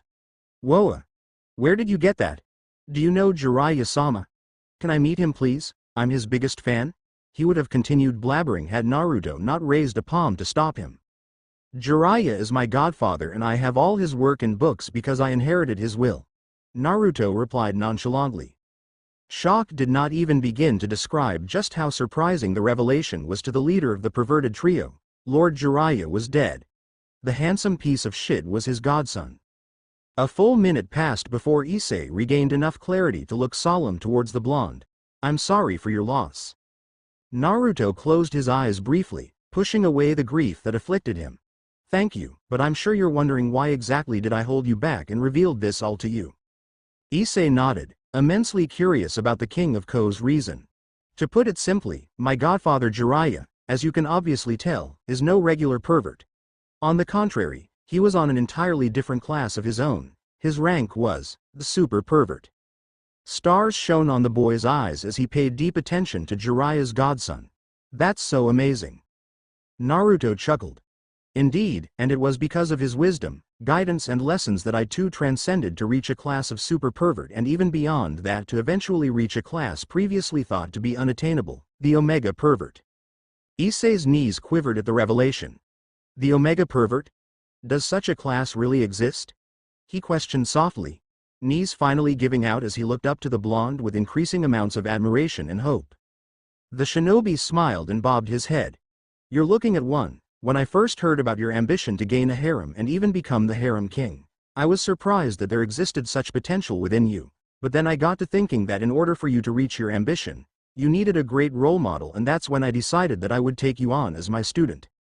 You would really do that for me? The harem-thirsting boy looked one step away from being on the verge of tears. But I'm not worthy. Naruto sent him a small smile. I believe you are. He extended a hand towards the downed boy. Poor Issei clutched the hand as though it was the only ticket to finding his redemption. Naruto pulled him up and the lower-class pervert gazed at him with so much respect and admiration that one would have wondered where the disdain he seemed to harbor for the blonde 10 minutes ago went to. What do I call someone so honorable and respectable such as you? He inquired with utmost seriousness. The shinobi grinned. Call me Sensei-sama. Hi, Sensei-sama. How wonderful. Naruto slapped his palms together, a pleased expression marring his face. Now I can't exactly get a harem. I was planning on doing so to help you but then I met the most gorgeous and feisty vixen in existence and she threw my plans right out of the windows. He rubbed the back of his head sheepishly. So, all I can do is teach you my ways. Build you up until it would be a pleasure for people to build monuments for you. How does that sound to you, my new apprentice? A tidal wave of joy and euphoria washed over Issei as he bobbed his head excitedly. Yes please Sensei-sama.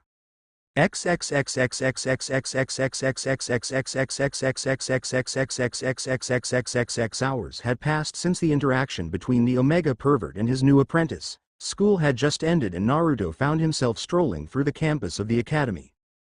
Today had gone even better than planned and even a blind person could see just how joyful the shinobi was feeling. He caused utter chaos on school, got a reverent and obedient student, and he still had even more time to improve his day. Really the only thing he needed to do was find another pair of underwear belonging to an attractive woman and add it to his collection. And find a place to store them so that Yusakaheim doesn't get rid of them. He refused to let his underwear collection go to waste. Dadbeo. Was he going to commit to Yusaka 100%? Definitely yes. But that hardly meant that he wanted all his work and effort to go to waste, which is why he needed a place to store them. So lost in thought, he almost didn't notice the massive infrastructure right ahead of him. Oh, now this is interesting. Curiosity gripped the shinobi as he stopped on his track to marvel at the schoolhouse. Naruto being Naruto decided to check it out, casually making his way towards the entrance while activating his stealth cloak technique so as to make himself invisible and mask his scent. It was a technique his master had created in order to perv on the women inside the hot springs without them knowing. He'd usually be inside with them and could even be sitting right next to them, and he could only be caught if an exceptional censor was among the batch of women he would be peeking on. Well, that or, if he let loose a few pervy giggle, which is something his godfather did quite often much to his amusement. Naruto had much better self-control than his godfather, and he improved the steel cloak technique so only the absolute best of censors could detect his presence. Opening the door silently, he made his way inside and internally whistled at all the books and furniture inside. The sound of people talking reached his ears, and Naruto turned his head to the right towards the origins of the voices, spotting a slightly open door quite a few meters away from where he stood. He silently ambled his way there until he was but a meter away. But Okawa-sama, why does Odo-sama insist on marrying me to Riser? Hasn't he seen just how detestable and unmannerly Riser portrays himself out to the public? He has Rias-chan. It pains me to say this, but he does not care about how you feel in regards to this. I have tried my best to convince him otherwise, but he is most insistent that you do not rebel against his wishes. Naruto frowned, already understanding the young woman's circumstances. Wanting a better view and context of the situation, he squeezed himself inside through the gap between the door and doorframe.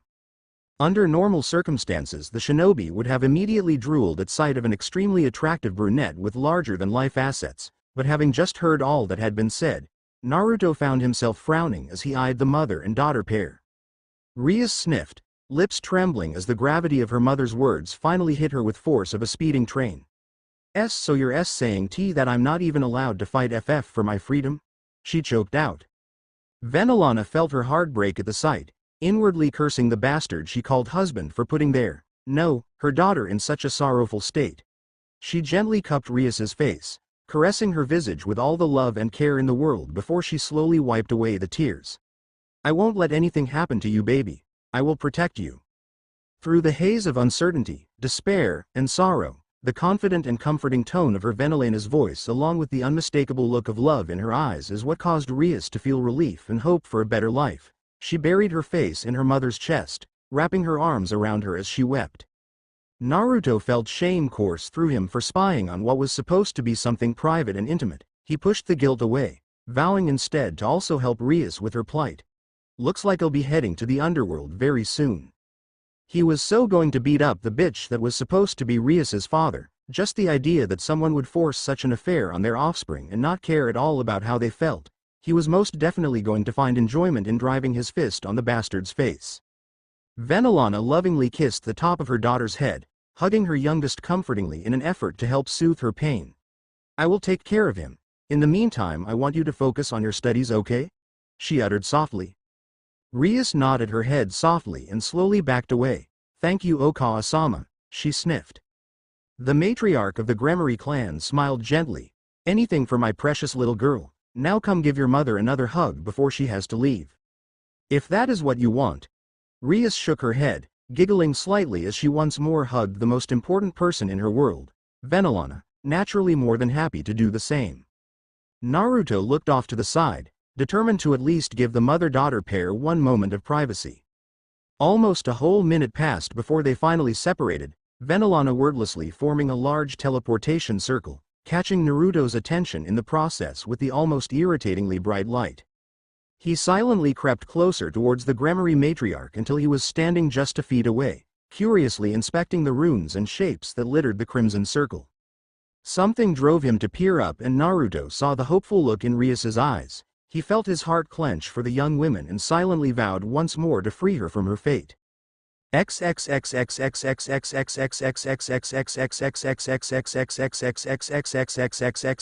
The underworld. Gremory estate.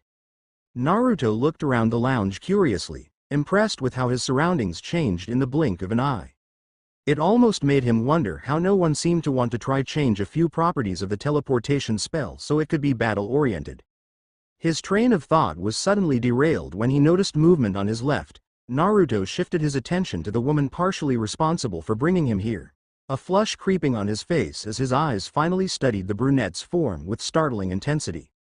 A flattering shade of milk chocolate hair sat atop her head, shimmering bangs fluttering in the air and drawing attention to the women's mesmerizing amethyst-tinted orbs. A small nose lay underneath, cupped between well-sculpted cheekbones that also helped highlight thick and ravishing pink lips.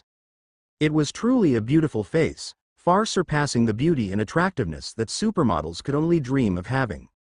But of course, as a devil, a being of sin, she had to possess certain characteristics that made him see that she was not even close to being human. She didn't have any horns emerging from the top of her head, but what she did have was a body that human women could never possess unless they won the biggest genetic lottery ever. She was dressed beautifully, garbed in a sleeveless, sparkling dark green gown that exposed her delicate shoulders and collarbone while hugging her figure well, one side of the dress possessing a three-quarter slit and promising a view of heaven to those lucky enough to see. Massive perky sensors the size of Tsunade sat atop of her chest proudly, defying the laws of gravity and effortlessly tempting the desire of all men and more than a few women when a glimpse of her vast milky cleavage was revealed. Gaze slowly drifting down, he caught sight of an absolutely tiny waist, the smallest he'd ever seen in his entire life on a bodacious woman like her. Naruto quickly pinched his nostrils with both hands as Venelana's dainty waist exploded into a mouth-watering and eye-poppingly wide hips that were so large that they could not be classified as childbearing hips. Saying he was lost for words was putting it lightly. It wasn't that she possessed the broadest hips he'd ever seen, she was a close second on that list with Yasaka at first place. It was more of how her waist could curve so much into such an astonishingly wide set of hips that had him slack-jawed. It was only due to his numerous years of perving on women that he quickly regained control of himself. Deciding to continue his observation, he looked downward and suppressed the urge to whistle as he admired a set of thick and large thighs that slowly shrunk into shapely and beautifully sculpted calves. What a woman! Naruto thought unconsciously. He shook his head. You can perv and steal her underwear later. Right now I have something else to take care of. Let it be said that while Naruto Uzumaki was the biggest pervert in the multiverse, he was also simultaneously the noblest and kindest man there was. The grief that an 18-year-old girl was going through at the hands of her father of all people, it simply meant that Naruto was going to put his other talents to use. Namely beating the shit out of assholes and bastards like him. It was an idea that the matriarch of the Gremory clan also agreed with. A frown settled on Venelana's visage as she thought of the misery her daughter was going through due to her husband. She wrinkled her nose distastefully thinking about him. She walked towards the door, unknowingly walking past the blonde shinobi as she contemplated over how to free her daughter from her forced engagement. Naruto resisted turning his head. He summoned as much as willpower as he could in order to not toss a look at the devil milfs behind, determined to have his priorities set straight and help Rias. The sound of footsteps thudding against the floor slowly faded away until he could hear no more. The shinobi waited a few more seconds for good measure before he finally turned around, having concluded that the brown-haired woman was finally gone. Now all he needed was time and information, knowing who was who, what relationships they shared with another, the history and alliances of the underworld. Jiraiya had taught him the importance of having information and knowledge, along with knowing how to run a spy network. His primary objective for coming here was indeed to help Rias, but if he could influence the situation in which he could earn the gratitude of the Satans, he'd be killing two birds with one stone. For now, learning all he could about the Gremory clan and the underworld was necessary before he made any moves which included bodily harm towards Rias's father.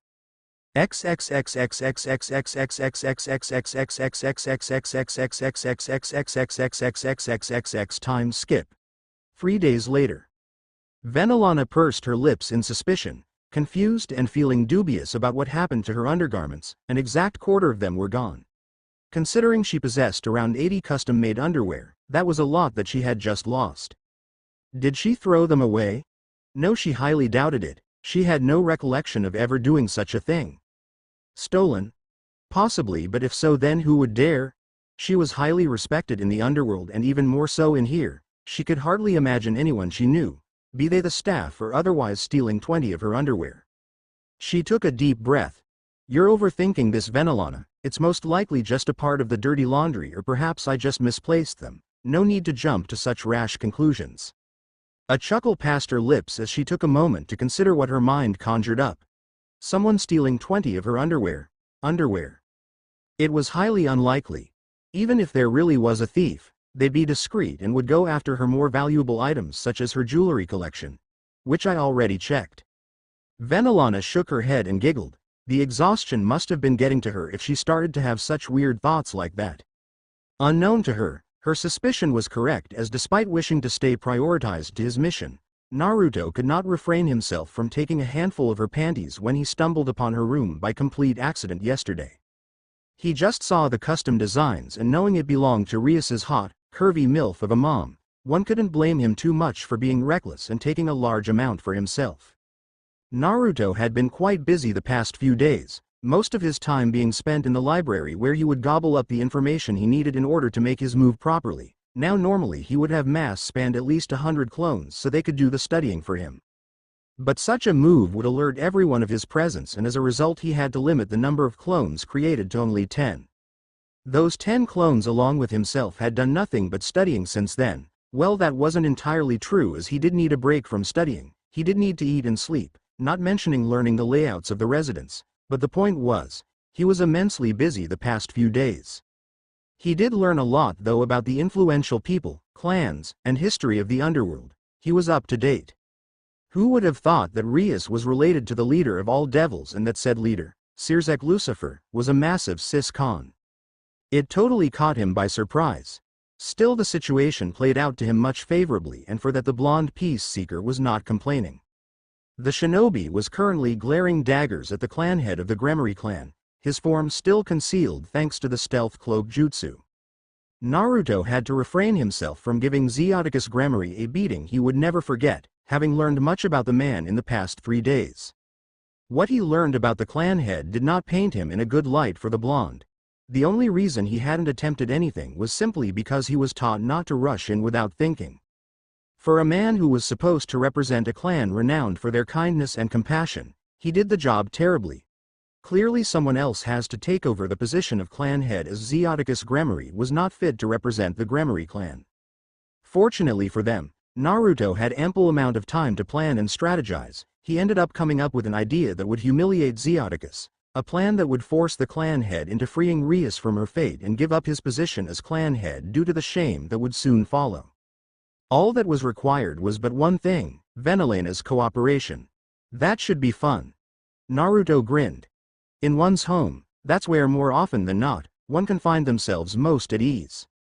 That was how it was meant to be. Yet one Venelana Gremory found herself trudging through the hallway while eyeing all the servants with utmost suspicion.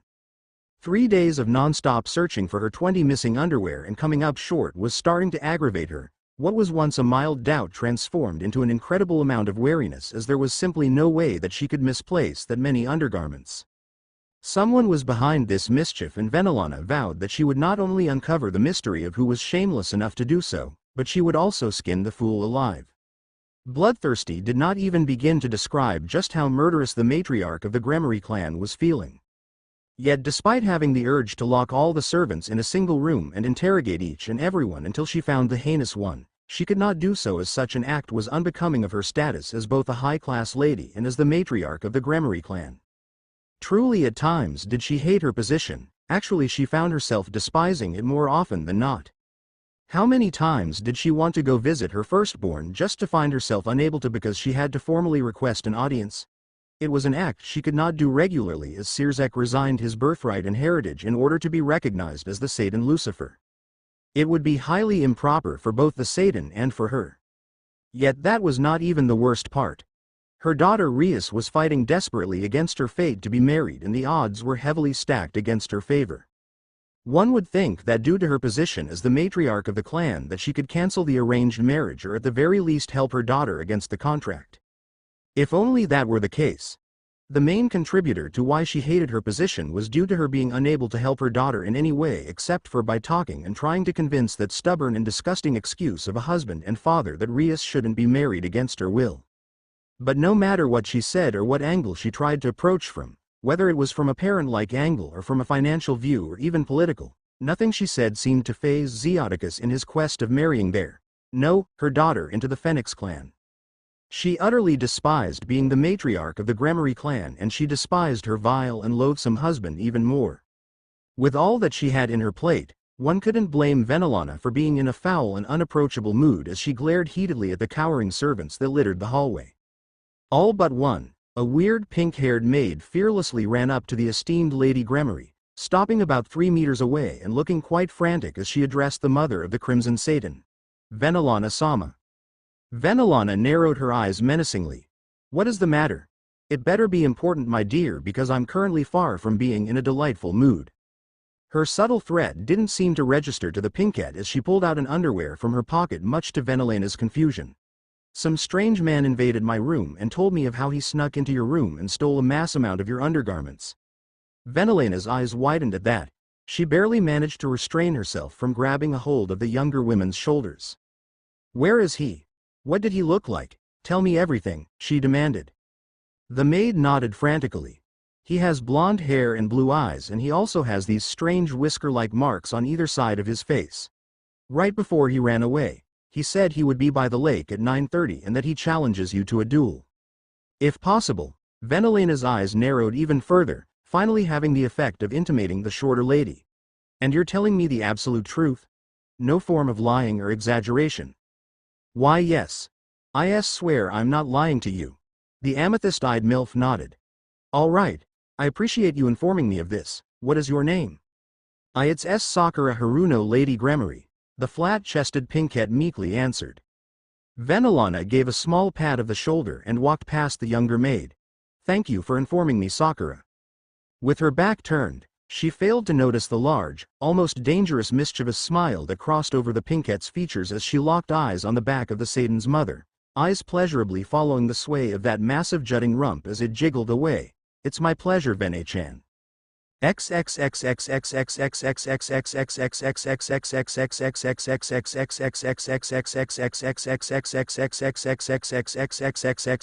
Time skip.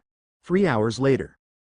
Decades before even the birth of Sirzek Lucifer, one Venelana Gremory was known far and wide in the supernatural world for her deadly prowess and jaw-dropping beauty.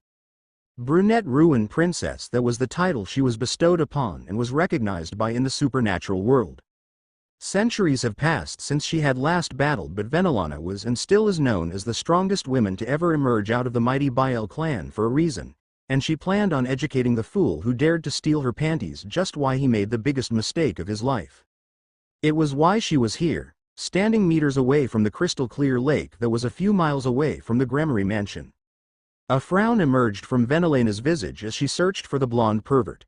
Almost a minute passed before she gave up on her futile search. Did that girl lie to me? She outwardly mused. She didn't. A startled scream escaped the esteemed Lady Gremory as she jumped away and immediately turned around, hand coated in the famous power of destruction and firing at the one who snuck behind her. Naruto ducked immediately and sent a grin towards the unsettled brunette. Hi. He ducked once more as another blast was sent over his head. Whoa. Calm down, Vene-chan, I just want to talk. Venelana snarled. Silence. She ran up to him and immediately engaged him in hand-to-hand combat. Having sensed his massive reserves, she knew that allowing him to utilize his energy would be a big mistake. 2 whole minutes passed, Venelana only growing more frustrated as she failed to land a single blow on her opponent as Naruto weaved and dodged her attacks yet never once attempted to strike back.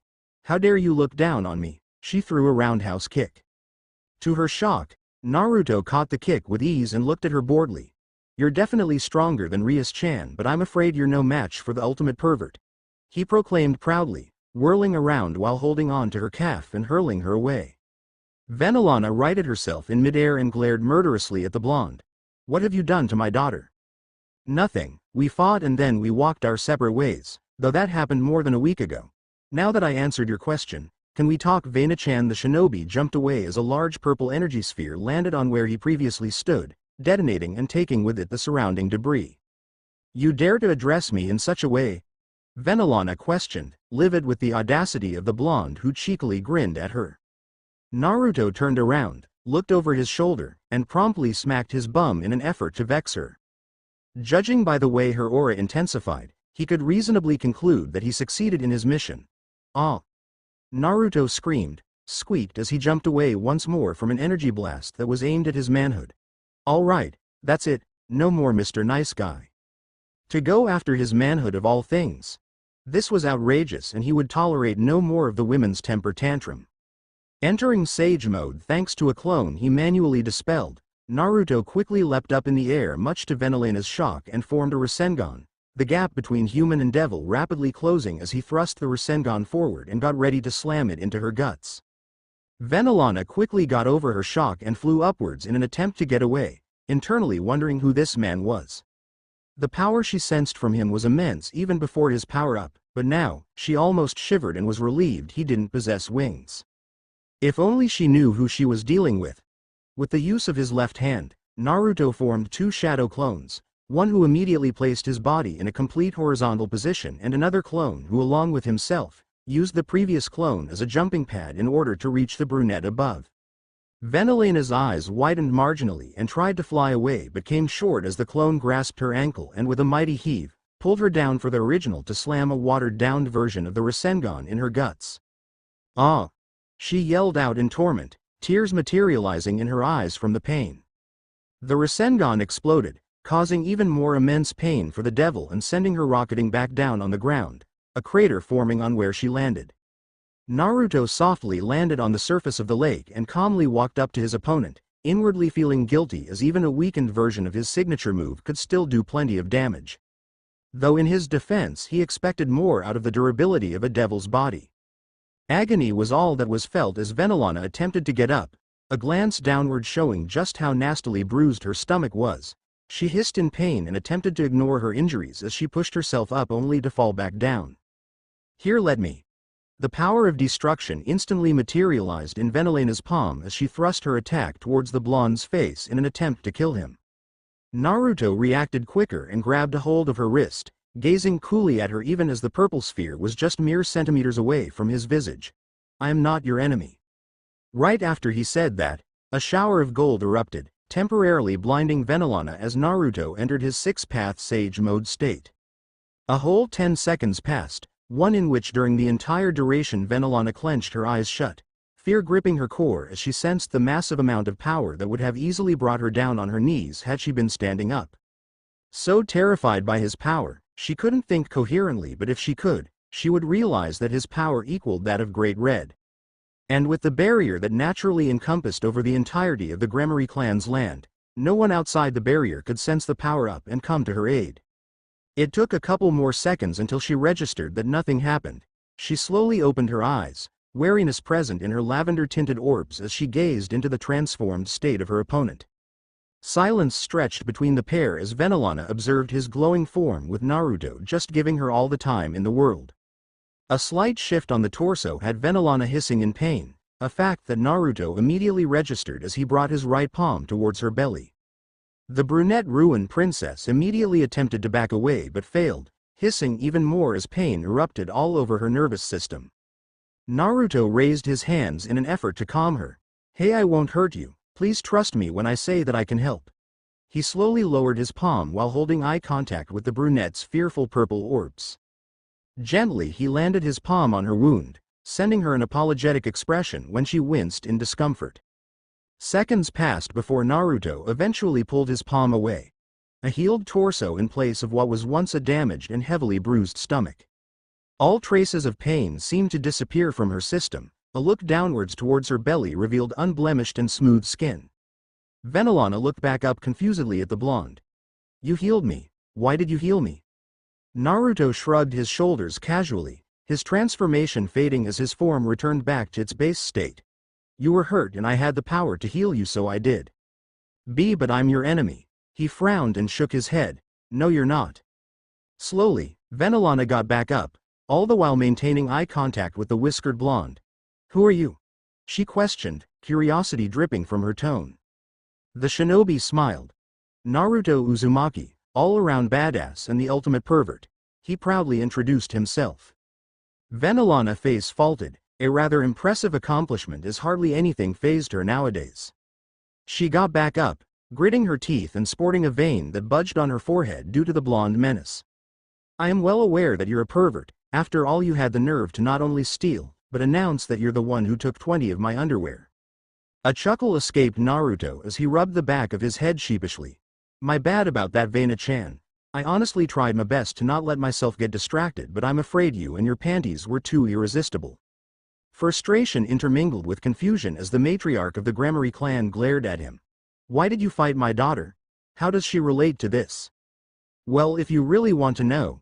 He shrugged his shoulders. She came to me, not particularly pleased that I took her best friend's underwear. We agreed to have a match with stipulations that I then won. After that we went our separate ways. Dread did not even begin to express how alarmed Venelana was feeling at the knowledge gained. The stipulations, what were they? Naruto brought a hand to his chin, stroking his non-existent beard while humming exaggeratingly. Well. He mischievously drawled out, a grin appearing on his visage as he could sense the frustration boiling within the brunette. To put it simply, if I won, which I did, she would give me her underwear, owe me a favor of any kind, and I believe the last stipulation was her giving me a 10-minute censored dance while wearing a swimsuit outfit of her choice. She already has given me her panties, that leaves only the favor and the dance, he added. I'll owe you a favor of any kind as long as my daughter Rias owes no favor to you. The same goes for the dance. Venelana instantly proposed, more than willing to do everything she could to lessen the weight on her daughter's shoulders. Naruto's eyes briefly softened, a mother who would do anything and everything for her child. He was really starting to like her. I'm willing to accept the favor transfer, but not so much with the swimsuit dance, that I'm afraid Rias-chan still owes me. Venelana let out an unladylike grunt but nodded. Very well, now what I wish to know is why you are here. Why have you been trespassing for the past few days? And why did you seek me out? A terrifying grin emerged from the blonde's features. That's very simple. I've come to free Rias-chan from her arranged marriage and I need your help in doing so. He sent a thumbs up to the flabbergasted devil. She blinked. You're here, to help my daughter? She asked unsurely. I am. He nodded. But why? Venelana demanded to know, immensely worried about what the blonde's help could mean for her youngest. Naruto felt his eyes soften once more, because I want to help. A scoff escaped the brunette's lips as she shook her head. Nobody helps for free, she stated evenly. I do. He stated seriously, all traces of mischief and amusement fading away from his eyes. Silence encompassed the pair as Venelana gazed deeply into the windows of Naruto's soul, searching fruitlessly to find anything that pointed to a hidden or malicious agenda, but ultimately seeing nothing but plain honesty and a genuine desire to help. Still, despite what she found, Venelana couldn't help but question the strange but powerful human she had just fought, needing to be absolutely certain she could trust him with her daughter's future. You really do wish to aid my daughter? Naruto nodded softly. Yes, I believe that if you can help someone, then you should. I also believe that everyone should have the right to decide who they want to marry. Those two reasons are why I want to help Rias-chan if it's alright with you, and if it helps my case, I'm not planning to help in order to receive more favors or anything like that. Venelana closed her eyes briefly, pondering and reflecting about everything that had been said and done. Here was someone with a strength that rivaled and possibly exceeded the strongest the supernatural world had to offer. He showed her mercy, showed her daughter mercy, healed her wounds, and he seemed to possess the desire to truly help her youngest child. The mother in her was scared, scratched that she was frightened of him harming Rias in any sort of manner. But the logical part of her knew that if he truly wanted anything and he was a bad person, there would be absolutely nothing that she could do to stop him. There was much torment that he could have done to them, much pain that he could have inflicted upon them and walked away unscathed, and yet nothing heinous had happened to her or Rias. On the contrary, he had only been merciful when he could have taken what he wanted by force.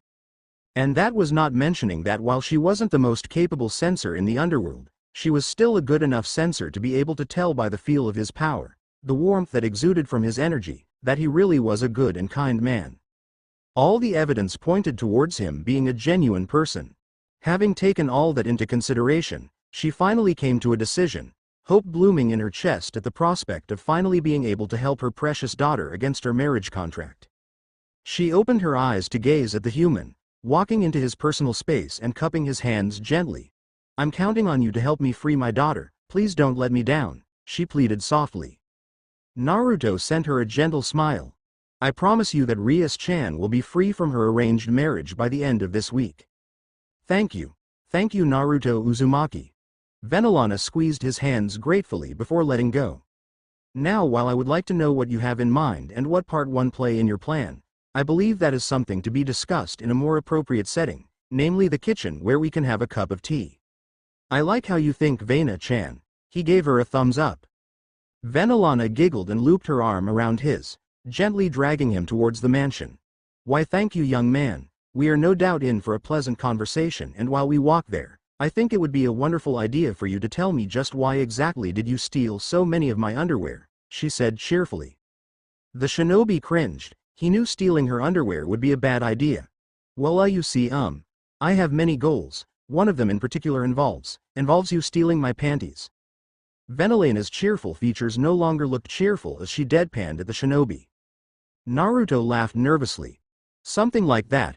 One of my goals is to have amassed at least 300 underwear from the most beautiful women in the world, and as it so happens, you are one of the most beautiful that I have ever laid eyes upon." A giggle escaped her as she laid a tender hand on her cheek. "Flattery will get you everywhere, young man. That said, I didn't think someone so young would find someone so old like me to be so beautiful." He looked at her incredulously. "Vene-chan, you are gorgeous. No, you're beyond gorgeous. You're literally tied for first place for the most attractive women I've ever seen." And he meant it. The women before him equaled Yasaka in beauty. Honestly, the only reason he hadn't been blushing when he gazed at Venelana's visage, a visage belonging to a goddess, was because he had already developed an immunity after being around Yasaka for almost a week. "Ah, you're such a sweetie." She stopped them in their tracks, raising a hand and gently pinching the blonde's cheek much to his confusion. "But I still don't appreciate you stealing my underwear." Naruto felt dread grow in his stomach as Venelana smiled pleasantly, perhaps a bit too pleasantly. The way he felt was understandable as she then proceeded to twist her fingers almost painfully. "Oh,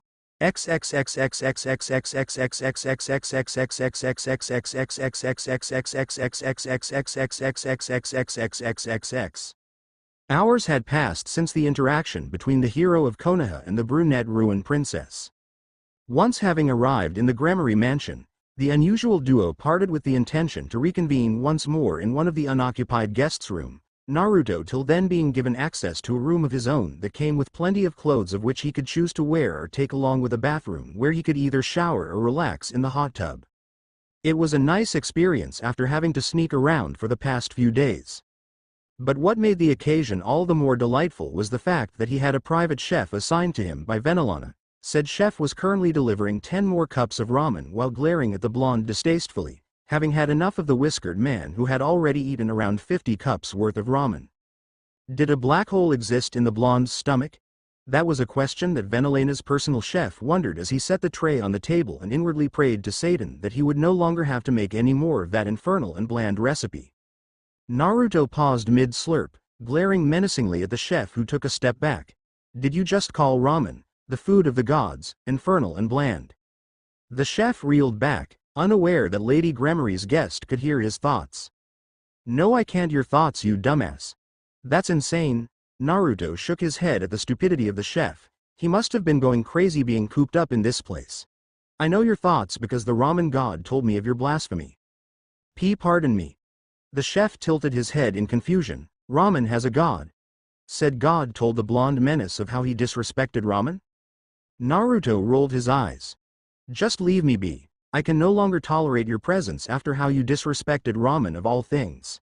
Happiness surged deep from within the chef's chest at the prospect of finally getting a break. Nonetheless, he was hired for his professionalism and etiquette, and despite how annoying his host was, he still needed to maintain decorum and respect.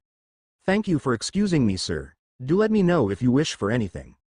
With that said, he promptly turned around and proceeded to stride away, leaving the blonde to stew in rage at the blasphemy of someone disrespecting the recipe favored by the gods. "I shouldn't have let him get away. Instead, I should have given that pompous bastard the nastiest wedgie in the history of all wedgies, then hang him up from the ceiling so everyone can see how pathetic he truly was. A giggle reached the shinobi's ears, snapping him out of his ramen-induced rage.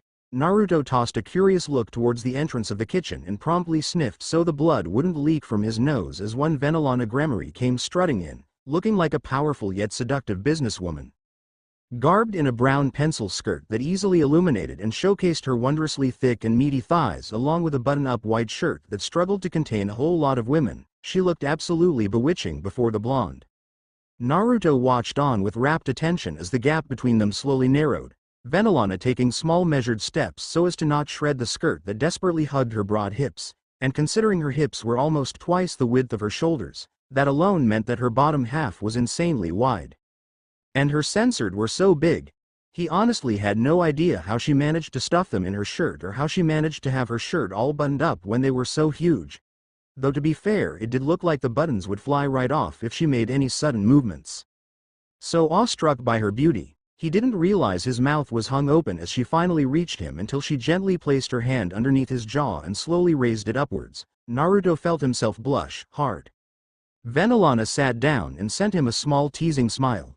"Hello Naruto-kun. I hope I'm not bothering you at this time." It was through sheer will alone that Naruto somehow managed to stop himself from blushing anymore as his eyes locked onto Venelana's mesmerizing amethyst-colored orbs. "No, not at all. If anything, I'm grateful for the hospitality shown towards me. Thank you, Vena-chan." She giggled. "You're very welcome. Before we resume our conversation, may I get you anything? Water? Tea? Food?" The shinobi smiled but shook his head. "Thank you once more for the hospitality, but I'm good. I was actually putting your chef to a workout," he revealed sheepishly. A small laugh escaped the matriarch of the Gremory clan.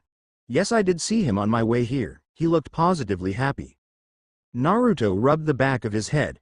"I think I might have gone a little overboard with the food requests." "That's all right. I'm pleased to hear that you had a good time since I had last seen you a few hours ago." "Thank you again." He nodded his head in gratitude.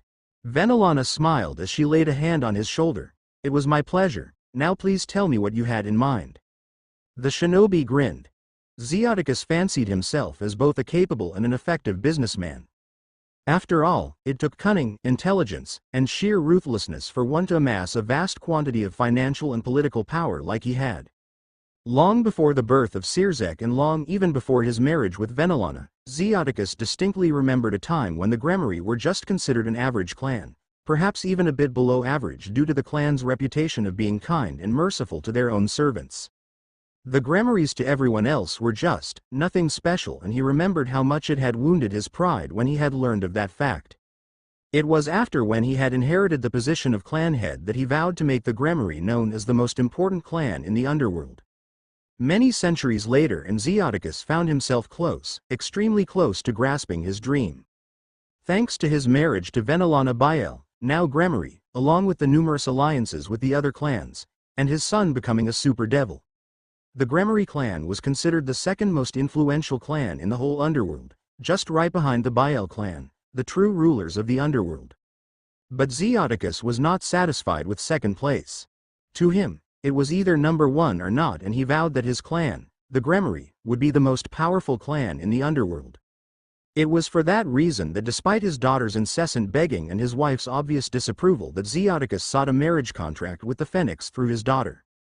So what if his daughter married a devil against her wishes, a devil who in his wife's words had no redeeming or admirable qualities? It mattered not to him that it meant the world for Rias to have her freedom and marry whoever she wanted. As far as he was concerned, she was nothing but a pawn whose sole purpose of existing was to only contribute to ensuring that their clan earned the might and prestige that they so rightfully deserved. If the marriage happened and Zeoticus was dead set on letting it happen, not only would they finally have easy access to the famous Phoenix Tears, but more importantly, their influence and power would finally rival and perhaps even surpass the great Devil King clan. The possibilities excited him. So lost in thought, Zeoticus almost didn't notice the door to his office opening as his wife walked in. "Good afternoon, my dear husband," Venelana greeted demurely. Zeoticus narrowed his eyes, inwardly wondering as to why his spouse visited him when she usually went out of her way to be away from his presence. Well, regardless of this unexpected development, he still needed to maintain a touch of decorum and class. It was after all to be expected from the clan head of the soon-to-be most powerful clan ever to be elegant and well-mannered. "Good afternoon to you too, my dear wife. May I know what brought you to my study chambers?" Venelana giggled as she sashayed her way to him, large bountiful censoreds jiggling within the confines of her outfit and effortlessly capturing the clan head's attention. He barely suppressed a groan, wanting nothing more than to tear away the dress that did nothing but emphasize her sinful, voluptuous form. It had been years since he laid with his wife, and despite having all the women in the world to try please him, it did nothing to satiate the thirst he held for her. "Is it wrong of me to wish to see and spend time with my handsome husband?" She censored an eyebrow amusingly. Zeoticus smiled charmingly as he stood up. "Not at all. Your presence has been greatly missed."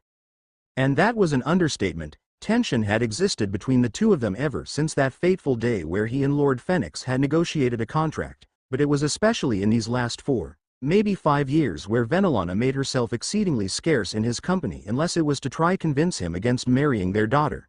This isn't another attempt, I hope, at trying to annul the marriage? Venelana shook her head gently, stopping once half a meter away to gaze up at his light blue eyes. Eyes she had once upon a time loved and enjoyed drowning herself in. No, I have realized the futility of my efforts. Hope bloomed in his chest as Zeoticus raised a hand to cup her cheek. Then you truly are here for me? She nodded softly. Yes. Ha ha ha ha.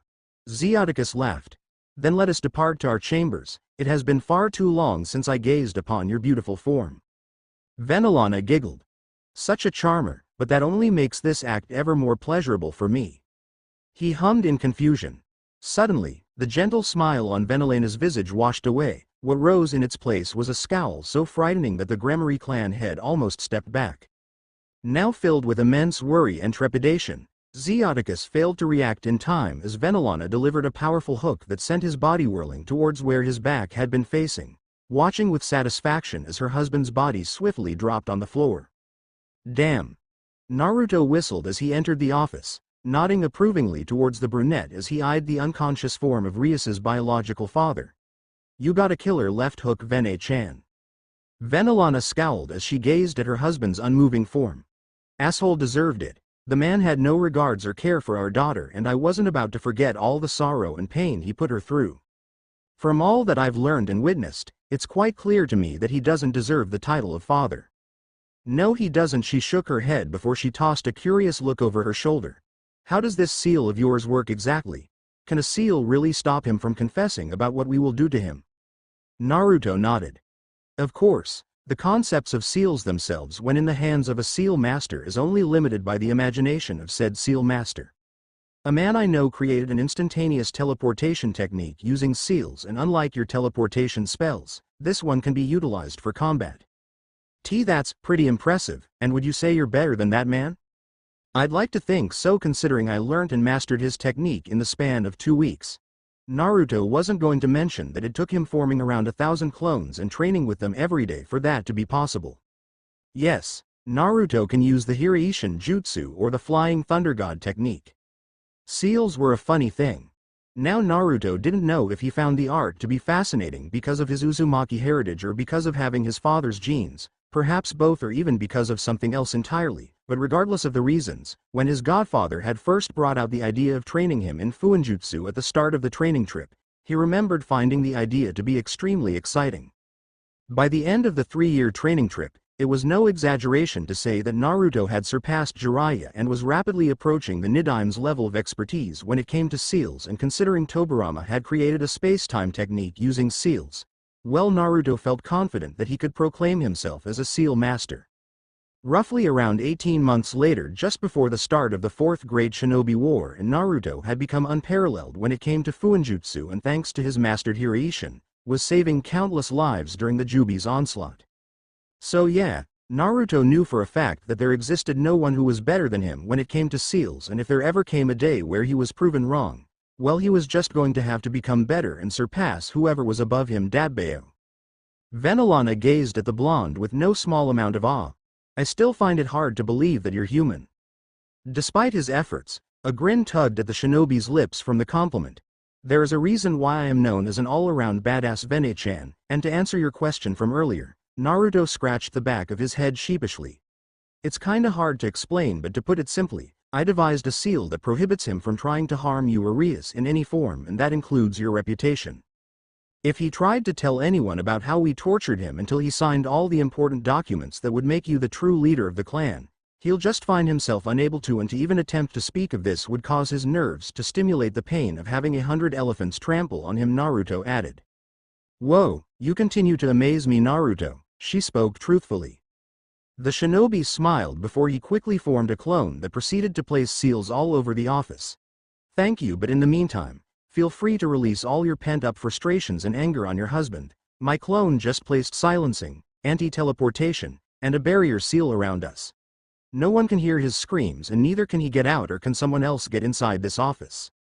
Venelena's eyes twinkled. Is that so? Then I believe that I have quite a lot that I must share with Zeoticus, and you have the phoenix tears? Yes I do, and please, don't let me stop you. Naruto smiled before pulling a small bag from his pocket, dangling it for a second before returning it back. Heads up, this upcoming scene, even if brief, can be very nauseating and uncomfortable. I recommend skipping it if you're not good with a bit of violence. That said, I will try to keep it very short. Pain start. The brunette ruin princess couldn't help but giggle before she turned her sights back to her unconscious husband. A malicious grin plastered on her visage as she raised her leg high before she swiftly brought it down in order to stomp on his censored. Zeoticus woke up with a yell, tears instantly materializing in his eyes as he lurched forward and clutched at Venelena's calf, trying desperately to remove his wife's boulder-crushing foot of his wiener. Unfortunately for him, Venelana wasn't feeling very merciful as she pressed down even more forcefully before she sent and landed a painful cross right on the bridge of the clan head's nose. Blood immediately gushed and erupted from his nostrils, but before he could even attempt to retaliate or even think, he felt Venelana clutch his hair while simultaneously lifting her shoe off his balls. With a furious yell, she yanked his head towards her and slammed her knee on his visage. Naruto winced uncomfortably as he watched on. Someone slamming their knee onto another person's face always guaranteed a lot of pain. It made him very glad that it wasn't him getting the shit beaten right out of him. With a yell, Venelana brought down her foot and stomped on her husband's face with the force of a speeding train. Pain end.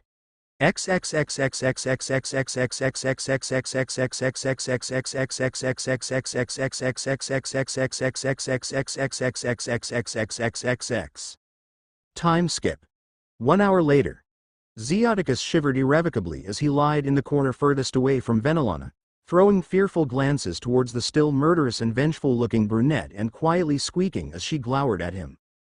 Frankly, Naruto couldn't fault him for his reaction, as Venelana had really given her husband the beatdown in the last 60 minutes and she would have continued to beat the shit out of him had he, Naruto, not pulled her back and finally put a stop to it.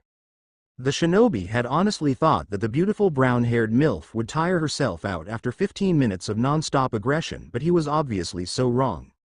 Now during the entire ordeal there were times when Naruto had almost stepped in to put a stop to the beating, but the memory of a teary-eyed Rias kept flashing in his mind and Naruto found himself unable to show even a mediocre amount of compassion and mercy towards a man who wouldn't show any to his own daughter. Eventually, though, Naruto did have to finally end it, if only because he didn't want to waste any more time than he already had by just watching a man just get clobbered by his wife. Now one would normally expect for a man to look like one giant bruise after a full hour of ass kicking, but surprisingly enough that was not the case for Zeoticus Gremory. Those phoenix tear, it was nothing short of extraordinary. The sound of whimpers snapped him back to reality and Naruto watched attentively as Venelana strode to the fearful and currently vulnerable red head, his demonic energy sealed off and being no more threatening or harmful to the matriarch of the Gremory clan than a newborn baby. She stopped walking once just mere centimeters away, kneeling down so she'd be at eye level with the man she had once loved. Zeoticus, let me explain something to you. She pulled out several documents from somewhere and held them to the clan head's face. I want you to sign these papers right here, right now, and if you don't, let's just say that I still have plenty more feelings to share with you. Zeoticus took a good long look at the papers and instantly understood what it was. Documents detailing transfer of ownership and documents pertaining to divorce. In either a moment of great bravery or sheer stupidity, Zeoticus lost all semblance of fear as he glared defiantly at her. Stupid women, do you really think I would give up the position of clan head just because you can beat me up? No, I've worked too long to give it up now. And besides, Zeoticus's angered look transitioned into an amused one as he chuckled humorously at his wife. Once the Great Devil Council hears of what you have done to me, not even your brother Lord Bael will be able to save you from the repercussions, not that I expect him to even try considering he doesn't consider you as his blood. Now it was Venelena's turn to giggle as she shook her head. You must think so low of me if you think that I would act so rashly. Allow me to introduce you to my companion, Naruto Uzumaki. Naruto merrily waved at the scowling redhead. Now you already know that he's quite capable. After all, you can't access your power thanks to his seal, and here's the thing, Zeoticus, he's already created a seal that can prevent you from even speaking about today's events. Zeoticus narrowed his eyes. You're bluffing. Fortunately for me that's not the case. Venelana couldn't help but smirk smugly. So here's how I see it. You sign these papers, I become clan head, free my daughter from your accursed marriage contract, and you along with your harem will live in the outskirts of the Gremory territory, far away from my presence. Or you refuse and I get to release more of my frustration on you until you agree to sign these papers, she added. Zeoticus scoffed. Do whatever you wish, but I will not give up on my life work. You can't intimidate me, Venelana, not to the point of making me give up on all I had worked for anyway. Venelana frowned, yet she persisted. Sign these papers and I will even allow you and your miserable harem to live a good and stable life. It can even be a way out to the human world if you'd really want. My only condition is that you stay away from me, and more importantly you stay away from Rias. I will not change my stance. In fact, there is nothing I would not change about my life except for that failure of a daughter of ours. She should have just stopped resisting and allowed the marriage to happen. Zeoticus shook his head disapprovingly, even now wondering what he had done to be cursed with such a rebellious offspring. Venelana grit her teeth in rage, just barely withholding the urge to slap her former love. Does she mean nothing to you? Do you not love her at all? What about Sirzek? Answer me, Zeoticus. Lord Gremory glared defiantly at his wife. I do not love Rias, I do not love Sirzek, and I certainly don't love their whore of a mother. Death and the feeling of utter hopelessness flooded the room as Naruto slowly walked to the sprawled on the floor red head, unleashing a deadly amount of killing intent and causing the clan head to gulp. Naruto narrowed his eyes dangerously as he eyed the trembling form of Rias's father. I've heard enough out of you. He transformed into his six-path sage mode and unleashed the full might of his killing intent at the devil. For the clan head, who could barely handle killing intent from the blonde when he was at his normal state, it was only survival instincts that helped Zeoticus not faint when confronted with Naruto's killing intent at point-blank range while in his strongest form. As it was, the redhead, who only mere seconds ago seemed to have confidence in spades, was now stuttering and unable to think coherently due to being encased in fear. Naruto lowered the strength of his killing intent, and crossed his arms as he eyed the devil. You are testing my patience, and that is a bad idea. I suggest signing those documents before I actually lose my temper with you. Zeoticus nodded shakily, body covered in sweat as he breathed unevenly. Bringing out a pen from somewhere, Venelana handed the forms and pen to her trembling husband, waiting patiently for him to be done with the act. Roughly a minute passed before Zeoticus finished with all the documents, handing them back over to Venelana while fidgeting underneath Naruto's scrutinizing stare. Will that be all? Naruto shook his head. No, there is still one last thing that needs to be done. He raised his hand, fingers arched before he placed his palm on the heart of the shivering red head. Seconds passed before he pulled his hand back after sensing the seal now becoming a part of Zeoticus. Now about the seal. Listen close, because I won't be repeating myself. He exhaled sharply. To put it simply, if you even think of trying to harm Venelana or Rias in any way, be it physically, mentally, financially, and etc., your body will freeze and you will feel immense, and I really do mean immense, pain. Even thinking or attempting to remove the seal will cause you to feel pain. This seal will stick with you for the rest of your life, and I suggest getting used to it. Do you understand? Zeoticus gulped and nodded rapidly. Why, yeah. The shinobi HMPHED. Then there is one last thing you need to know. Even if somehow you manage to escape this seal, I will still be around to protect Venelana and Rias. Do not ever think about harming them. He raised the amount of his killing intent to hammer his point and was promptly satisfied with the devil's reaction.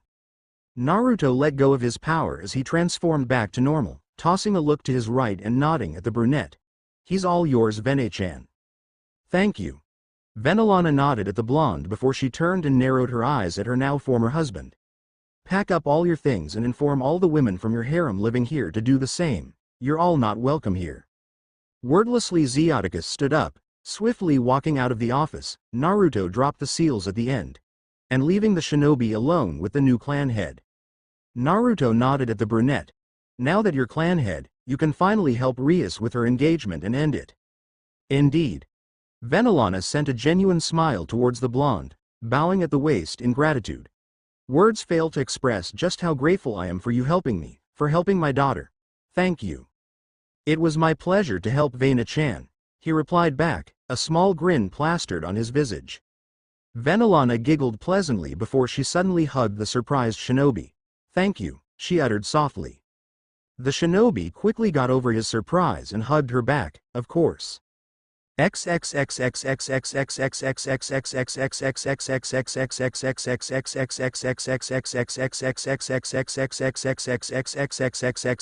Time skip. One day later.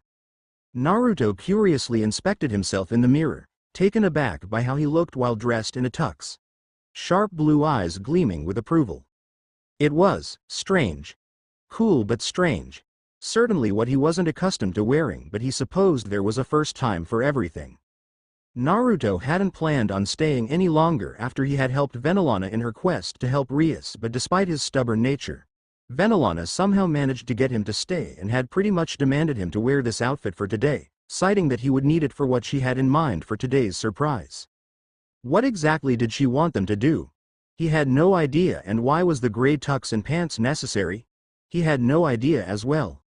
Any attempt to discover the truth would result in the brown-haired MILF to giggle before playfully patting him on his cheek, much to his annoyance. He hadn't seen her for the rest of the day afterward, and Naruto figured he'd spend the entire day relaxing and meditating in the forest. Despite his cheery attitude, Naruto knew that he hadn't given himself any time to grieve over not being able to return to his home. Taking the time to contemplate and wonder how everyone back in the elemental nation was faring was something that he needed to do. Naruto hoped and inwardly prayed that his homeworld finally grasped peace.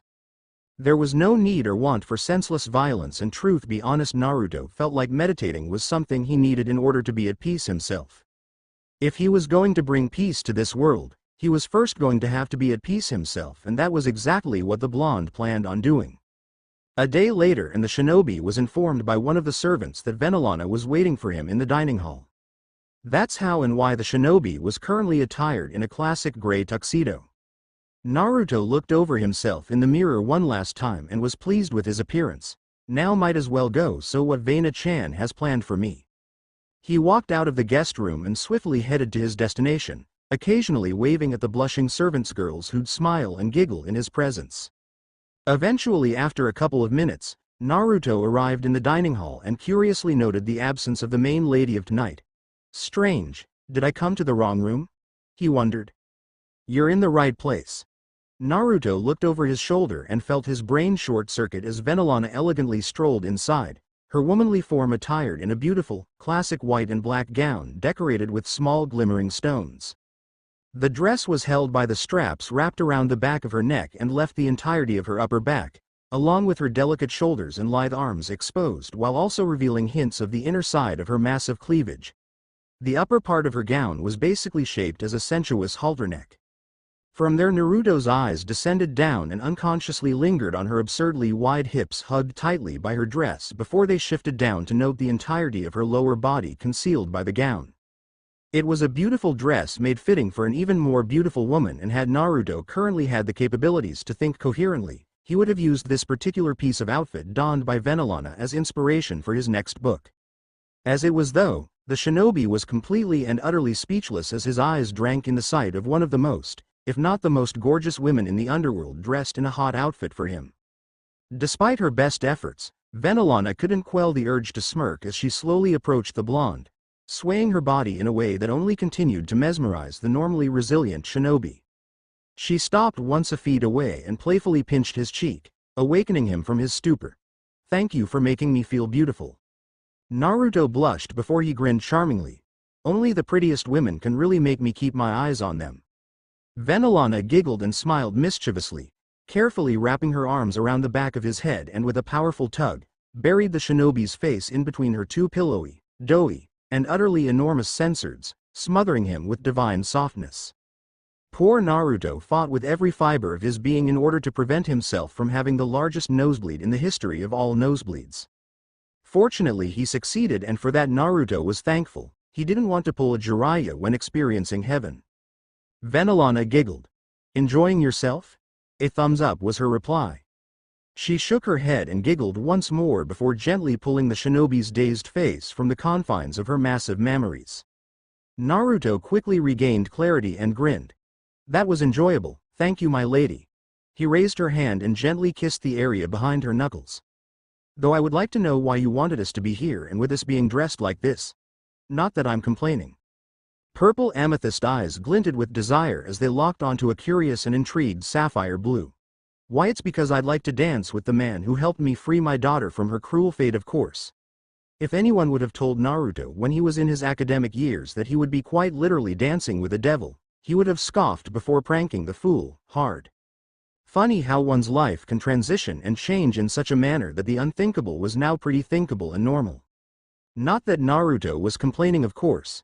He held Venelana in his arms, one hand clutching onto her waist while the other interlocked itself with her own hand, a peaceful expression crossing over his features as the woman in question had her head laid on his chest while tenderly caressing the back of his neck. They danced slowly, gently swaying against one another as the soft beat of the melody carried the pair across worlds, soft motions and subtle movement only ever enhancing the perfection of the moment that the pair created together. Venelana sighed contentedly, head tilting upwards as she could lock gazes with eyes so wonderfully blue. "You're a good dancer." The shinobi grinned at the compliment. "I once heard that while a way to a man's heart is to his stomach, the way to a woman's heart is through a dance."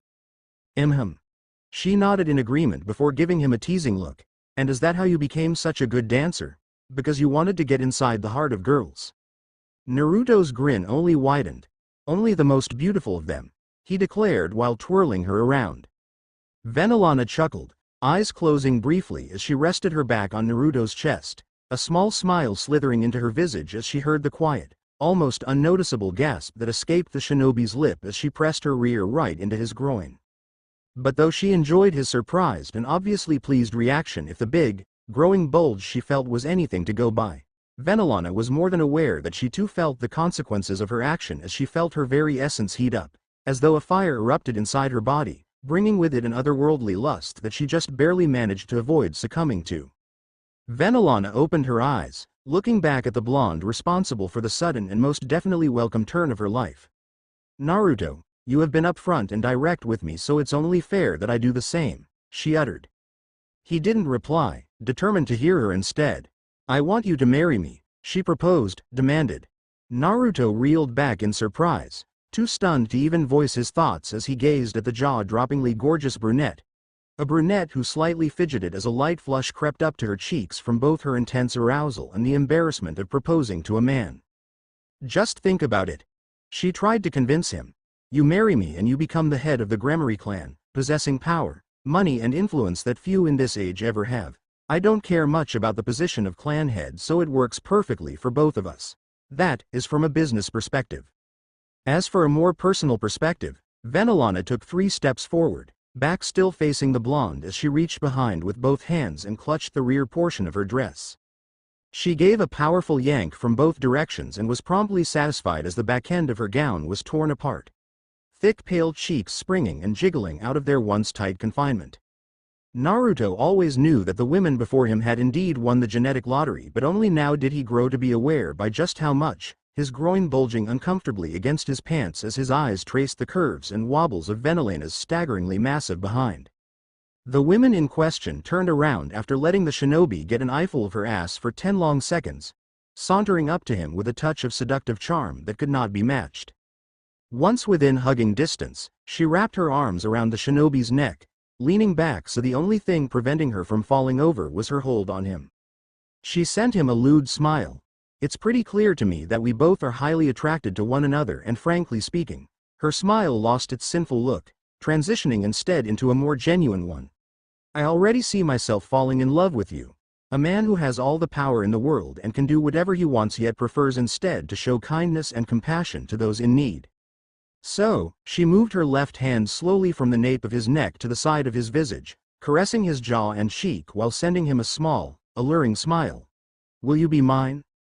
"Before I answer that, tell me, why exactly did you propose to me?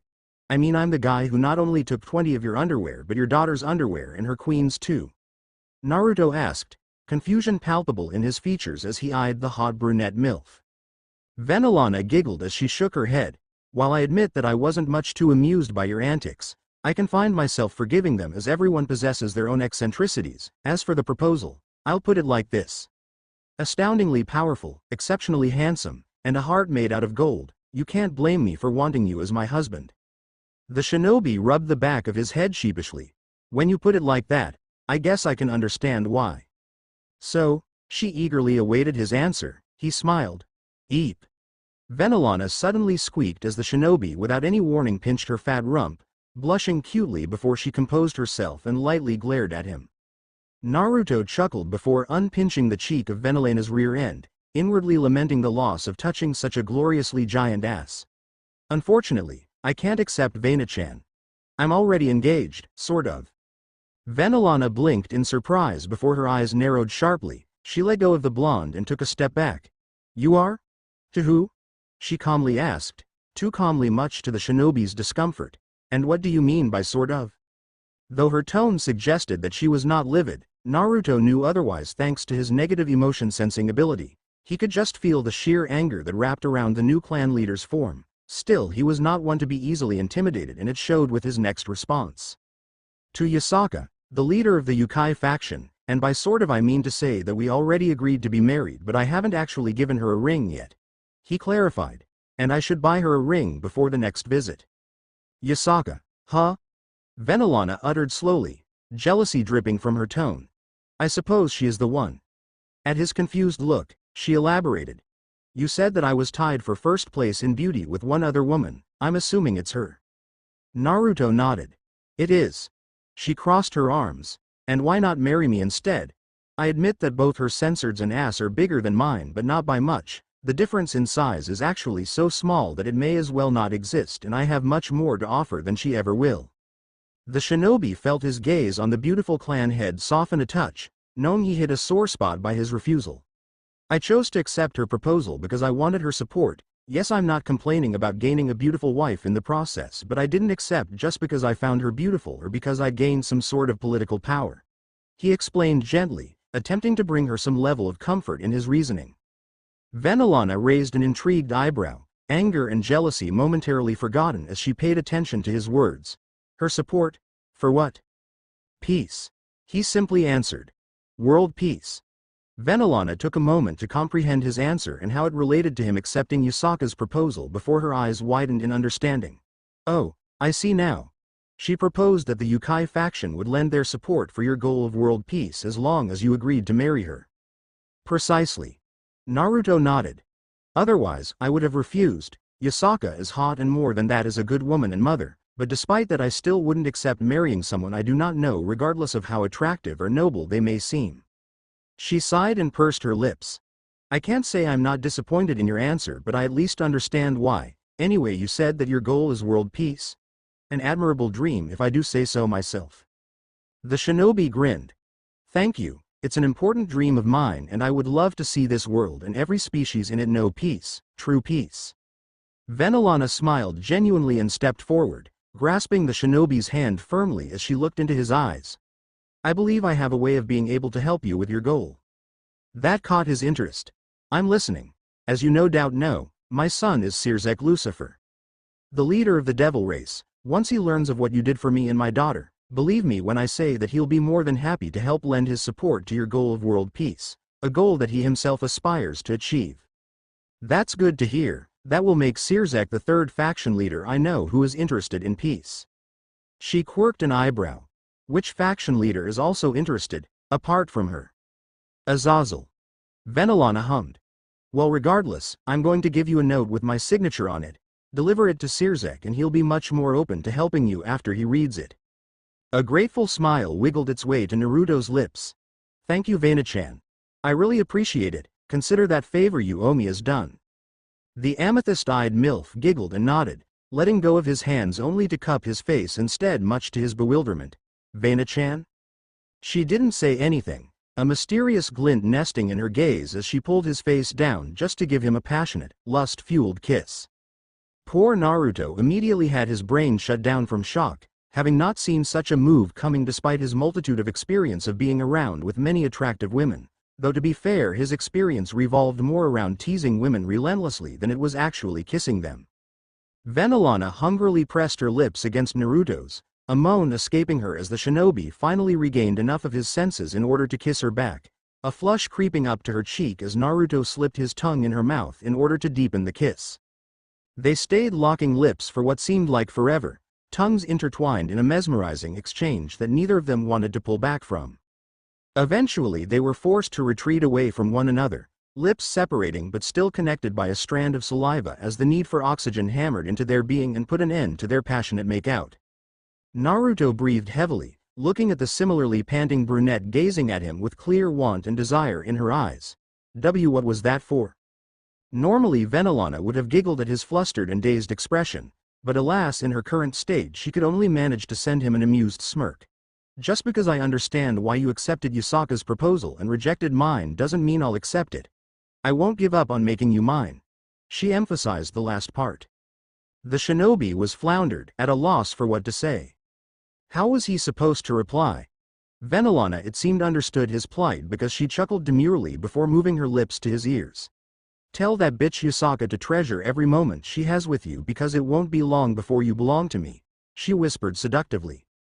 She pulled back only to brush past Naruto, wide triplet birthing hips swaying with a gait that could turn hardened veteran warriors into obnoxious simps. Smack. Venelana squealed as her gigantic right buttock suffered from the mother of all slaps.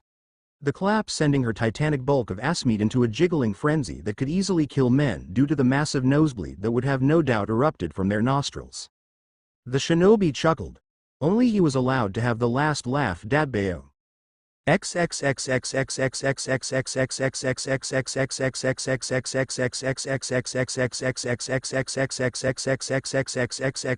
Satan conference meeting. It was a normal evening for the four Satan. They sat at their usual chairs in the large round table, Serafal to Sirzek's left and Ajuka on his right while Falbium sat across him.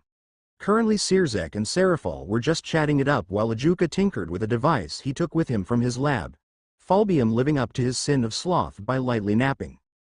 The atmosphere was relaxed, lighthearted. The opposite of the atmosphere of what people conjured up in their heads as they imagined the Satans meeting in a room. Huga Booga. Naruto bellowed from right behind the Satan Leviathan, causing Serafal to scream in fright and jump away while the remaining three Satans whirled around to his direction, form extremely tense as they assessed the blonde man that appeared from virtually nowhere. Who are you? Sirzek demanded as he stood up, demonic power encompassing his physique and causing an otherworldly amount of pressure to fall down upon the shinobi's shoulder. Ajuka, Serafal, and even Falbium joining in as they glared at the grinning blonde menacingly. Naruto pointed to himself. Me? He asked, feigning stupidity all the while his grin grew larger at the sight of veins bulging on the foreheads of the devil leaders. Falbium, feeling even more irritated than the rest of his brethren, possibly due to his nap being interrupted, attacked first, lunging at the shinobi who jumped away before seamlessly forming around clones much to the shock, awe, and wariness of the Satans. The sight of numerous grinning replicas of the blonde who somehow snuck up behind Serafal bringing their hands together in a weird formation didn't fill their hearts with ease. Falbium swiftly materialized his defensive aura all the while Sirzek, Ajuka and Serafal summoned every ounce of power they had at their disposal, readying themselves for what was sure to be a deadly battle. None of them recognized the intruder but for him to not only sneak into the Satan conference meeting but also brazenly announce himself in such a manner indicated one of two things: either he was incredibly stupid or he was incredibly powerful in order to make light of them. It went without saying, but with their decades of years, none of them were willing to underestimate a potentially powerful enemy. Harem no Jutsu. Naruto whispered. Instantly the room was flooded with massive amounts of smoke. Ready yourselves. Ajuka commanded, eyes narrowing as he peered at the center of the smoke. Wordlessly the rest of the Satans agreed to his command, patiently waiting for the vapor to subside as their signature powers materialized around them. They didn't have to wait long before they heard the drums of feet thumping on the floor echoing. And then, from the smoke emerged countless naked women bolting to the group of devil leaders, obscenely voluptuous women with sensors so large that one had to wonder how exactly did their backs not pop. Such a sight as it were effectively stunned the devil leaders, even Serafal who despite loving her own sister in what may have seemed in not a sisterly way, was actually not lesbian and she too was dazed by the sight. So distracted and caught off guard by the unusual occurrence, none of them reacted in time when the naked buxom women jumped and wrapped their arms and legs around them. But fortunately or unfortunately, depending on the perspective of course, the physical contact helped the Satans regain their clarity, but just as their senses returned to them, The male portion of the leaders were swiftly knocked unconscious via nosebleeds since they finally took note of the large sensors that were right in their faces. Serafal sighed as the sound of laughter rang in her ears. It was quite obvious that the blonde man who snuck up on her meant them no harm. It was roughly around 15 minutes later that Sirzek, Ajuka, and Falbium woke up, embarrassed expressions marring their features as the shinobi cackled at their misfortune. Sirzek sighed before turning to his colleagues. Let's agree not to disclose what happened. You all can imagine the embarrassment and scrutiny that will come to us if this ever got out. They nodded swiftly and Sirzek turned his attention to the amused shinobi standing just 2 meters away. So who are you and why have you come here? My name is Naruto Uzumaki, and as for why I have come, I'll explain that only after you're done reading this. He pulled out a note from his pocket and handed it over to the intrigued devil. Sirzek swiftly started reading it and Ajuka, Falbium and Serafal watched on curiously as their friend's face transitioned into a look of immense shock before happiness overcame his features. Sirzek lowered the note down before bowing gratefully to the blonde, much to the remaining leader's shock. Thank you. Naruto smiled. Nothing to thank me for, I just don't like stories with a sad ending. The Crimson Satan laughed relievedly before clasping his hand on the shinobi's shoulder. Well, if you ask me, you deserve all the thanks in the world. Let's go get ourselves a drink and have a good time, yes? He proposed. Naruto grinned. I suppose it would be horrendously rude if I were to refuse. Count me in. Sirzek grinned back.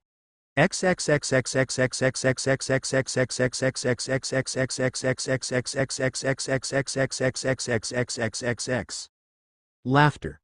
Pure unadulterated laughter rang out through the air as an amused Sirzek exited the bar with a similarly amused Naruto. Damn, now that my friend is a fine goal.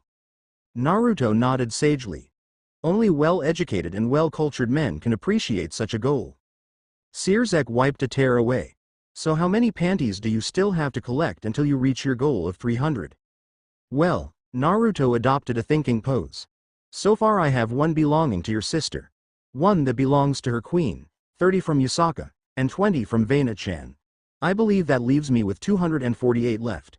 But from here on out the maximum number of underwear I can take from a specific woman is 5. That way I can really amass quite the collection. The Crimson Satan hummed approvingly. Anyway, I can help with that? Naruto shook his head. Unfortunately no, but I'm not disappointed. I'm already happy as it is that you're willing to support my goal of achieving world peace. And even if you could help, I'd rather you don't, to be honest. This ambition of mine is something I wish to accomplish on my own. Completely understandable. I myself would like to embark on a similar journey, but my wife Grafia would kill me if she catches me holding onto another woman's underwear. Sirzek explained, internally shivering at the thought. There was no place in the underworld he could use to hide from his scary wife. Oh. Naruto turned excitedly towards the Satan Lucifer. Strange request, I know, but would it be alright with you if I took your wife's underwear? Sirzek chuckled. Normally I'd skin someone alive for even making such a suggestion, but for you, my friend, it's no issue at all.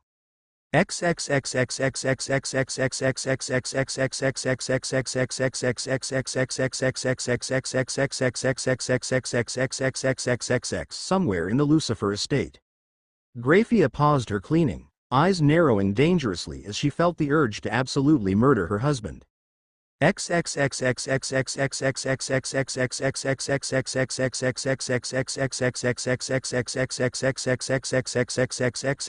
Just do me a favor, Naruto-kun. Don't piss her off too much. Naruto gave him a thumbs up. Don't worry, my friend, you have nothing to worry about. I can be pretty charming with women.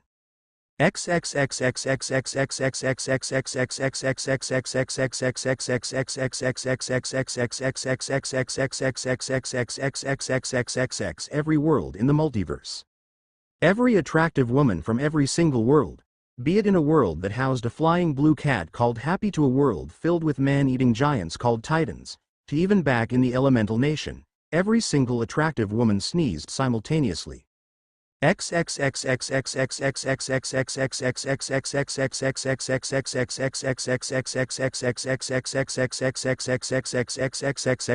Sirzek chuckled before he stopped walking on the side of the road, turning his torso to the now stationary blonde. Then I have nothing to worry about. Thank you again for helping my mother become clan head and basically freeing my sister from her fate. I am brimming with gratitude for what you have done. Naruto waved it off. As I said, brother, I just don't like stories that have a sad ending to it. Perhaps, but it doesn't change the reality of what you have done for my family. Sirzek raised his hand and Naruto shook it. As far as I'm concerned, Naruto-kun, you are family. Someone messes with you, they'll have a problem with me as well. The shinobi smiled widely. Thank you, brother, and the same principle applies to you. If anyone is causing you problems, you let me know, understood? Understood. They shared a brotherly hug before Sirzek teleported himself away. Naruto whistled merrily as he ambled his way around the streets, a merry tune dancing on the tip of his tongue. Eventually he was joined by a curious, short black-haired girl with elf-like ears and a peculiar taste for clothing. Peculiar how? Mainly the fact that the style of dress she wore was gothic Lolita and was that tape covering her nipples. That's weird. Naruto commented lightly. She shrugged her shoulders as she walked alongside him. I can morph my clothes into something else if my current attire is displeasing you. Naruto raised an eyebrow. Morph? The answer to his question arrived in the form of the girl's upper clothing literally changing into a black tank top. Oh, that's pretty neat. My name is Naruto, by the way. I'm Ophis. She introduced herself. Naruto nodded and sent her a bright grin. Nice to meet you, Ophis. How are you doing? I'm annoyed. You are? I am. Why? An annoyed expression appeared on her features. Because there's this idiot that invaded my home. He refuses to leave and has stayed there for countless centuries now. I want him out. Naruto hummed. I take it that he's pretty strong if he's stronger than you? He asked. Having sensed the vastness of her power, it was pretty impressive, but he was stronger. Ophis nodded. He's as strong as I am. We have battled many times, but the outcome is always the same, a draw. I'm amassing a group of powerful individuals to help me with my goal of reclaiming my home and obtaining the silence I crave. The shinobi inwardly frowned. A group of powerful individuals out to hunt, that sounded a bit too familiar for his liking. I'm assuming that you've come here because you want my help in removing this person from your home, yes? Ophis nodded once more. Indeed, while I loathe to admit it, Great Red is a foe that I cannot beat on my own. Naruto narrowed his eyes. Great Red? That's who currently resides in your home, the dimensional gap? Yes. But Great Red is a massive dragon and you're, well, I wouldn't call you human, but you do resemble one, so it's a bit hard to believe that the dimensional gap is your home. I'm a dragon too. Ophis replied. The infinite dragon goddess, to be more precise. I just happen to take this form because it can be quite comfortable, but I'm a dragon as well. So you're a shapeshifter. Ophis nodded a third time. I am. Naruto stroked his chin. Can you turn into an adult with really big censored and a really big ass? 5 seconds later, an older and much more developed Ophis stood in place, attired in simple blue jean shorts that exposed her now mile-long and girthy legs. How could her thighs be that thick? As for the top half, she still wore the blank tank top from earlier, only now there were 2 large jugs that pushed the material outwards. 2 very large jugs. All in all, she went from looking like a cute 10-year-old girl to a hot 30-years-old woman with a call me mommy vibes. You have really nice censoreds. Thank you. You also have really nice thighs. Naruto couldn't help but shake his head and laugh. What was it that he found so humorous? Oh, just his naive apprentice thinking that he could peek alongside his 2 other pervy friends on the kendo club changing in the locker room. Naruto didn't exactly have an issue with peeking per se. God knows that he himself had done it more times than he'd care to count. The issue was, Issei hadn't invited him at all. Punishment needed to be dealt to his student and imminently. Fortunately, Naruto already had the perfect punishment in mind. Silently sprinting to the nearest classroom, Naruto hurriedly opened the door and was greeted with the perplexed but happy faces of all the female students and the blushing teacher. Hi. I'm dearly sorry for interrupting class, but I just thought I should inform you all that the perverted trio are currently peeking at the kendo club changing.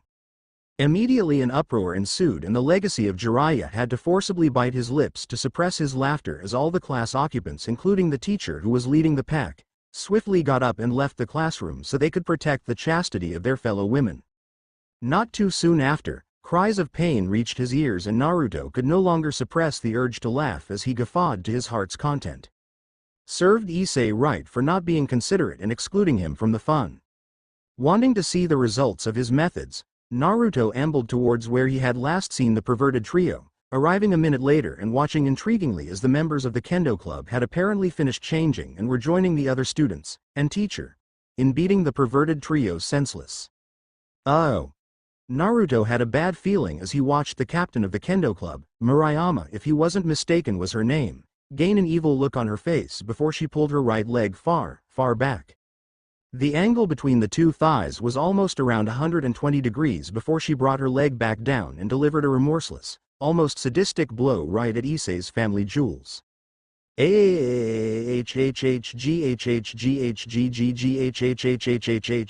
My balls. Naruto winced as Issei cried out in agony. Unfortunately for Matsuda and Motohama, the other girls had witnessed what Murayama had done and in an act of both admiration for the brave leader and in great disdain for the other two perverts, had decided to mirror Murayama to the exact detail.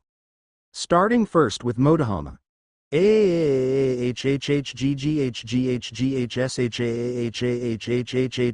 Motohama screamed. Not too soon after, the girls grinned sadistically before turning to the last remaining member of the perverted trio. One of the girls, presumably from the kendo club, wanted the honor of dishing pain, and dishing pain is what she did as she raised a knee. Then stomped down brutally on Matsuda's mini-me.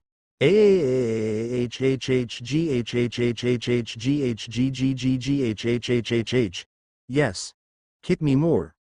Immediately, without any exclusion, everyone including the pained and crying pair of Issei and Motohama turned to Matsuda. What, the, censored? Everyone thought simultaneously, looking so utterly surprised, grossed out and revolted by Matsuda's depraved kink. Please. Kick and step on me more, Matsuda cried out lustfully.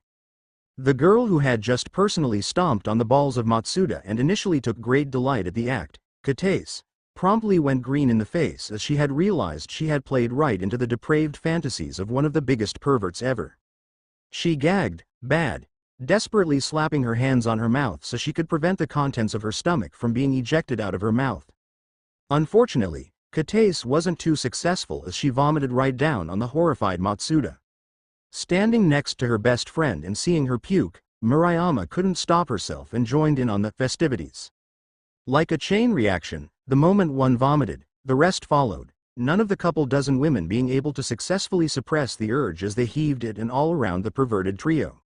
Naruto wisely turned and ran away before he too could be inflicted with the disgusting urge to throw up. I am so sorry Issei, the shinobi thought regretfully. He honestly had no idea that the situation could escalate like this.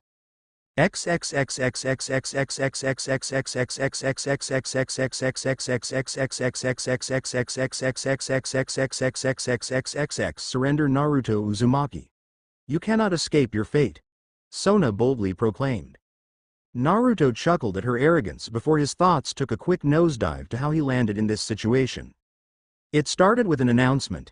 Having been made aware of the great vomiting incident as everyone in Kuo Academy had called it, the student council took it upon themselves to excuse all the students and staff for the day, allowing them all to leave the academy early, even though it had just barely started, so they could take care of the terrible issue.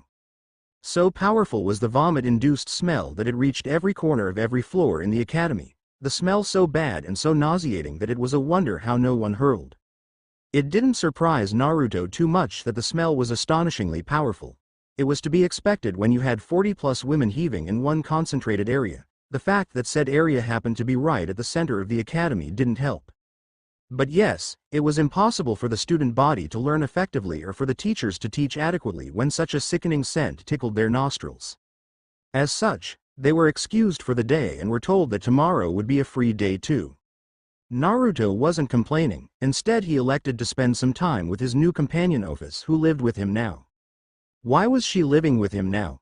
To try convince him by any means necessary to remove Great Red from the dimensional gap.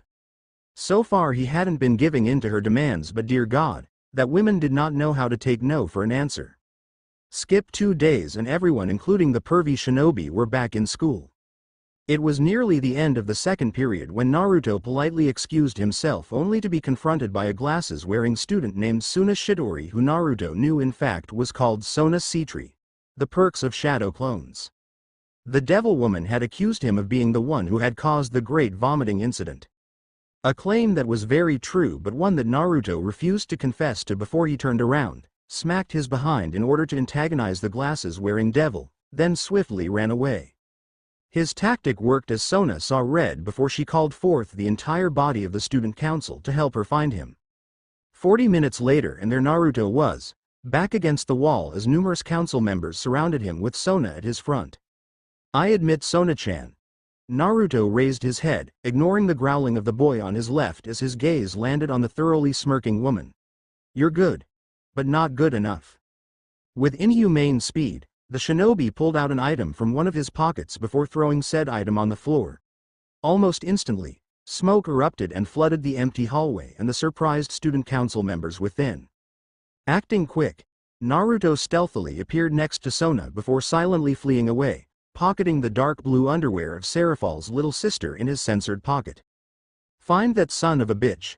Naruto only sprinted faster as Sona's rage-induced roar greeted his ears. Knowing that staying in the school building was a bad idea, he swiftly made his way to the Orc building and arrived within a minute, entering inside quietly to the lounge room and breathing a sigh of relief when he failed to spot anyone inside. His relief was short-ended as the sound of two voices talking approached his location. Fortunately, the shinobi had been prepared for such a possibility. Sealing the nearby couch into a storage seal, Naruto wasted no time and transformed himself right in the exact spot into the carbon copy of the couch he sealed away. Just in time too as Rias and Akeno came strolling in, the pair giggling and laughing about something. "I have never seen Sona become so red in my entire life," Rias said, still giggling as she headed for her chair just behind the desk. Akeno wiped a tear and nodded, stopping right before the transformed shinobi before she plopped down right at the left side of the two-seat couch. Now the thing about Naruto was, he was a bit of an inspirationalist. Actually, that was an understatement. The blonde Jinchuriki lived to constantly dream and aspire for greatness and improvement. How did that tie to his current situation? Namely the fact that he had improved the transformation to such a degree that when he, let's say, transformed himself into a rock, he'd actually become a rock. He'd feel like a rock, he'd weigh the same as a rock, his very texture and skin would be just like the rock. His transformation jutsu was a step above everyone else's in that when they transformed, they presented an illusion of them becoming whatever they transformed into, but Naruto, he becomes the actual thing. Which is why as of right now, Naruto was experiencing both heaven and hell. Akeno had a really big ass, it was a thick shelf of a backside, with disproportionately wide hips on what was otherwise a small and slim frame. Naruto had seen and more importantly felt up asses that were, on a higher league so to say than the one that Akeno was in. Though it was only one league above. After all, Yasaka's ginormous rear was the largest he had ever seen in his entire life and Venelana's was a close second in terms of size but was in the same league as the former due to how her tiny waist, so lithe that it could turn Tinkerbell green with envy, nearly tripled in width to carry a rear so jaw-droppingly massive. Akeno was not in their league, but that hardly meant that her rear was something to scoff at. On the contrary, Akeno had a fine ass. It was a very large ass, and one could not forget that unlike Yasaka and Venelana who had fully experienced womanhood by bringing children to the world, Akeno had just recently blossomed out into a woman and it was honestly astonishing that she surpassed most MILFs in the figure department. Naruto had no doubt in mind that years down the life when Akeno would finally become a MILF herself, her ass and censored may very well even surpass Venelana and Yasaka. He would very much like to see that, assuming he'd get some air into his lungs soon and actually live through this ordeal. With Akeno in possession of a titanic rump that was currently filling out the entire left seat of the couch, she didn't allow Naruto to breath as the very seat she was sitting on was coincidentally his face. Akeno closed her eyes in bliss. She didn't know why and truthfully she didn't care at all but for some reason it felt so good to sit and wiggle on this couch. So good that she may even forego going to one of her contracts later today. "Are you okay Akeno-chan?" said girl opened her eyes to gaze at her concerned, red-headed king. "I'm okay, I just really like sitting on this couch." "I like you sitting on me too, Akeno-chan," Naruto replied back to her in his thoughts. He was so grateful that Jiraiya had taught him how to hold his breath for a long period of time, he just hoped that the Ravenet wouldn't stay seated for long. He only had around 3 hours in him before his body would collapse if he failed to get any oxygen. Rias only raised a perplexed brow before shaking her head. Anyway, I do hope I get to speak to Naruto soon. Oh, he had a good idea on why. Are you sure that it was him that helped Venelana-sama become clan head? Yes. I probed Okawa-sama for every detail and she was all too willing. Did you know that Naruto faced Okawa-sama and won? What? Akeno squeaked, shocked. He faced and defeated your mother. Rias nodded. Yeah, that was my reaction too when I learned of this, and from what Okawa-sama told me, he did it with ease. That's wow, no wonder we didn't stand a chance. Akeno took a deep breath before she eyed her best friend worriedly. So what was the price that had to be paid for his help? Please tell me that whatever he wanted is not too bad of a price. Rias looked down, the action only worrying Akeno even more. According to her, he wanted nothing. Akeno exhaled in relief. That's great. The redhead pursed her lips before standing up and making her way around the center of the room. Yeah, I am so relieved and happy beyond words that not only am I free from Riser but that Okawa-sama is also clan head. But, Akeno gently probed. But I can't help but worry. What if Naruto did want something and she paid the price? What if she lied to me about him not wanting anything because she didn't want me to worry? Rias sighed sullenly as locked eyes with her queen, her gaze frightened and full of anxiety. You know my mother Akeno. She will not hesitate in sacrificing herself if it means that we live and are happy. Akeno said nothing, only getting up and walking over to Rias before she wrapped the normally carefree and cheerful redhead in a loving hug. Then we'll talk to Naruto tomorrow, and if our worst fears have actually happened, then we'll make a deal of our own. The shinobi quietly watched this scene before resolving that he'd talk to the pair tomorrow and lay their fears to rest. He wasn't gonna let Rias stress about this matter any longer than necessary. That said, he just couldn't transform right now. He didn't want to imagine their reaction if he transformed back and revealed that he was here the entire time and that Akeno had been sitting at him. Definitely a terrible idea. But hey, don't think about it too much. Akeno gently pulled Rias and had her sit on the couch before she plopped back down to her original seat with her extra-wide rear.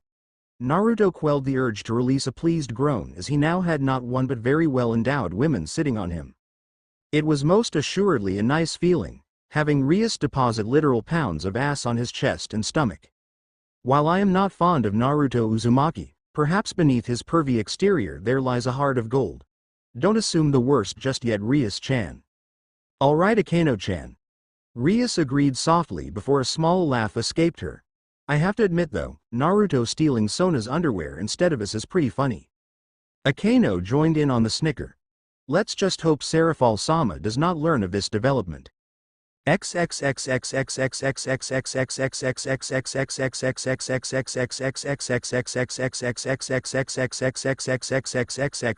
the underworld.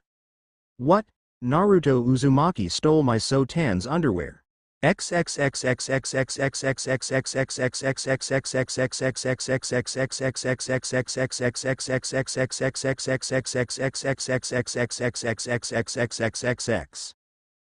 of hours had passed since Naruto had been sat on and unwittingly listened to Rias and Akeno have their heart-to-heart conversation. Now well into the evening, the blonde thanked the vendor before he picked up his 2 ice cream cones and walked over to the mature form of the emotionless and patiently waiting Office seated by the bench. Here ya go, Office-chan. 1 chocolate chip sundae supreme. He handed her the ice cream and joined her on the bench, inwardly chuckling at how cute she looked when inspecting the delicacy. Thank you. Office politely replied before taking a curious look. Seeing the immensely pleased look that overcame her features, Naruto couldn't help but chuckle out loud. You're really cute, Office-chan. Did anyone tell you that? She shook her head, her huge milky jugs jiggling erratically with her movement. No, you are the first to ever call me cute. Huh. Now that is surprising. Not really. Office shrugged her shoulders. Everyone fears me. They hardly care to notice how I look when they're more concerned with what I could do to them. She stated in a factual tone. You and Great Red are the only ones who don't fear me, and in your case, it's because you're stronger. Fair enough. Taking another scoop from her treat, Office closed her eyes in contentment as the sundae supreme lit her taste buds. I still find it annoying that you won't remove Great Red from the dimensional gap. It was Naruto's turn to shrug his shoulders. As I said, Office-chan, I am willing to talk to Great Red, but you can't really expect me to fight the very guy who was nice enough to help find this world. I don't get it. It's part of the emotional stuff. Oh, if possible. Office managed to look even moodier despite her facial features remaining the same. Naruto laid a hand on her shoulder. Tell you what, I will help you remove him, but only after we have fulfilled 3 requirements. A curious look crisscrossed Office's visage. And those requirements are? The shinobi grinned. Requirement number 1. All the factions in the world must know peace. Requirement number 2. I must have a collection of minimum 300 underwear from the most beautiful women the world has to offer. And requirement number 3. You must accompany me wherever I go for a full year, and if by then, you still wish for me to remove Great Red from the dimensional gap, then that is what I will do. Office smiled. Very well, I agree to those stipulations. Wonderful. Naruto sent her a big thumbs up. Now let's enjoy this ice cream in peace. And so, the unusual pair consisting of a god-like shinobi and the infinite dragon goddess ate their chocolate chip sundaes supreme in complete contentment. Once done, Naruto looked at the similarly finished Office and promptly sweat dropped at the expectant and wanting look that graced her visage. I want another one. Naruto nodded sagely. As you wish, but let's walk around town, Office-chan. Okay. A couple of minutes later, Naruto retrieved another sundae and after handing it to the greedy, shape-shifting woman, they left and walked around seeing the sights and what Kuo had to offer. So how many underwear do you have right now? 53. Naruto replied happily. Just 247 left. Though I've been meaning to ask. Office quirked a questioning eyebrow. What kind of panties do you wear? And may I have them for my collection? I'm not wearing underwear, she answered emotionlessly. Naruto blinked before leaning back. Having instantly noticed the change in clothes when they left earlier today, Naruto had naturally assumed that the dragon goddess had worn underwear. That assumption had only been more reinforced when he noticed the lacy black bra that kept her censored in check. But now that he actually took the time to look, he was wrong. But it was probably a good idea to double-check, just in case.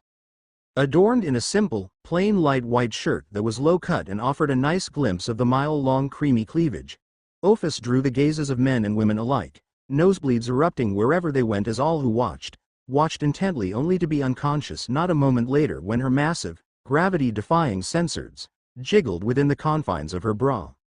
Even Naruto had trouble with controlling his nosebleed whenever her mountainous censored wobbled. He just wasn't as affected as everyone else due to his immeasurable willpower. And because the dragon goddess in question had been trying to seduce him in the past few days in an attempt to convince him to fight Great Red. He kinda got used to it and developed a small immunity to it. Didn't mean that he was impervious completely to her seductive and wicked tactics. The bottom portion of her dress, on the other hand, the portion that Naruto was currently focusing on, consisted of tight, and Naruto meant tight blue yoga pants, so taut that it hugged her legs and ass like a second skin. And what a view it was. Part of the reason he hadn't suspected anything was because Office possessed a huge ass, with 2 big lobes of flesh that spread out far and wide. It would no doubt turn completely normal and conservative granny panties into skimpy thongs. That was what he had thought earlier, that she wore a normal set of underwear that unwittingly turned into a thong when worn on her impressive curves. But now knowing otherwise, squetch, Naruto quickly clutched his nose as blood spurted out. Office-chan, she hummed in curiosity, paying no heed to the fact that Naruto was blatantly ogling her rump or that blood was leaking from his nostrils. You are something else. I will take that as a compliment. Naruto shook his head in exasperation, pulling out a napkin and wiping the red away before he pulled the mature woman with him for another detour. It was around 20 minutes later that the unusual duo found themselves located in a simple park. Ah! Naruto paused mid-conversation with Office, turning towards the noise and whistling as he was bestowed with a view of a woman face down, ass up, her hair concealed by a long white veil and donned in a dark teal nun outfit meant to hide her curves from outside eyes. Which at the meant it was not doing, namely because her outfit was tugged over hips and left her pale thick legs and fat bubble butt exposed to Naruto's admiring gaze. Never thought that this would be how I meet a nun for the first time in my life. Still it has potential, yes. I can already see it. Icha Icha. The sinful adventure of a clumsy nun. Naruto couldn't help but smile as he thought of the imaginary prophet. Shoving those thoughts to the side, he went to the wiggling woman and tried his utmost best not to stare at the curve and swell of the nun's fat and wide ass. It just felt so wrong to stare when it was a nun, a nun. He tried not to think too much of the hypocrisy of having a nun in the Icha Icha series. Walking up to her while trying his utmost to ignore the view, Naruto readied himself to offer a helping hand, but fortunately or unfortunately, depending on the perspective, the downed lady finally righted herself and stood up before she turned around and was face to face with Naruto. Ciao. The now revealed green-eyed blonde greeted a bit shyly. Naruto waved and resisted the urge to rub the back of his head. He had no idea what she had just said. Before he could ponder any longer on this terribly annoying and normal issue, he felt a lithe hand grasp his own and he turned toward Office, confused by her oddly heartfelt gesture. Office-chan? You can talk to her now. Language barrier is no longer an issue for you, she simply replied before letting go of his hand and stepping back. Naruto returned his gaze back to the green-eyed nun and smiled kindly. Hi, I'm Naruto. Naruto Uzumaki, are you alright? She smiled back and nodded. I'm alright, thank you for asking. I'm Asia Argento. Suddenly, whatever confidence she possessed left her as Asia twiddled her thumbs nervously. I'm sorry for asking, but can you help me locate the church? I was supposed to arrive hours ago and I'm very sure that the FA person responsible for me isn't very happy with me. If Naruto noticed her slip up, he didn't comment. Of course, me and Office-chan. Office gains a shocked look on her face. We're happy to help, right Office-chan? Snapping out of her surprise, Office almost refused and would have had she not remembered that silly stipulation to be around Naruto for a full year. Still, she wasn't happy about it and she made her displeasure known by glaring daggers at him. Thrilled, she lied through her teeth. Naruto suddenly gasped in horror. Oh, where are my manners? Asia-chan, the lady behind me is Office-chan. Office-chan, meet my new friend Asia-chan. Friend? Asia unexpectedly choked out, much to his confusion. You already think of me as your friend? Naruto's eyes softened in understanding, so she was just like him when he was younger. Well, not any longer if he had anything to say about that. Of course. The shinobi nodded resolutely. I can tell that you're a very kind and thoughtful person, and it's pretty obvious that you're not from around here. If it's alright with you, I'd be happy to have you as a friend. Despite her best efforts, Asia felt her lips tremble first before her green eyes started to water. She looked down and Naruto couldn't help but worry a little as the nun's shoulders shook uncontrollably. Still, he pressed on. Can we be friends, Asia-chan? He asked softly. He was really starting to worry before Asia barreled into him with the force of a rocket and started to cry right in his chest. Yes, yes, yes. She kept mumbling into his chest. Naruto was many things. The ultimate badass, an omega pervert, a mortal who can defeat gods, an idiot too. But among them he was most assuredly the kind of man who would comfort someone when they needed it. Wrapping his arms around her, Naruto let Asia cry to her heart's content and rubbed her back soothingly. He hadn't meant to make her cry, but seeing as he did, then it was his duty as a man to make it up to her by being a really good friend, the best even. That was his thought process and that was precisely what he was going to do. Dadbeo, thanks.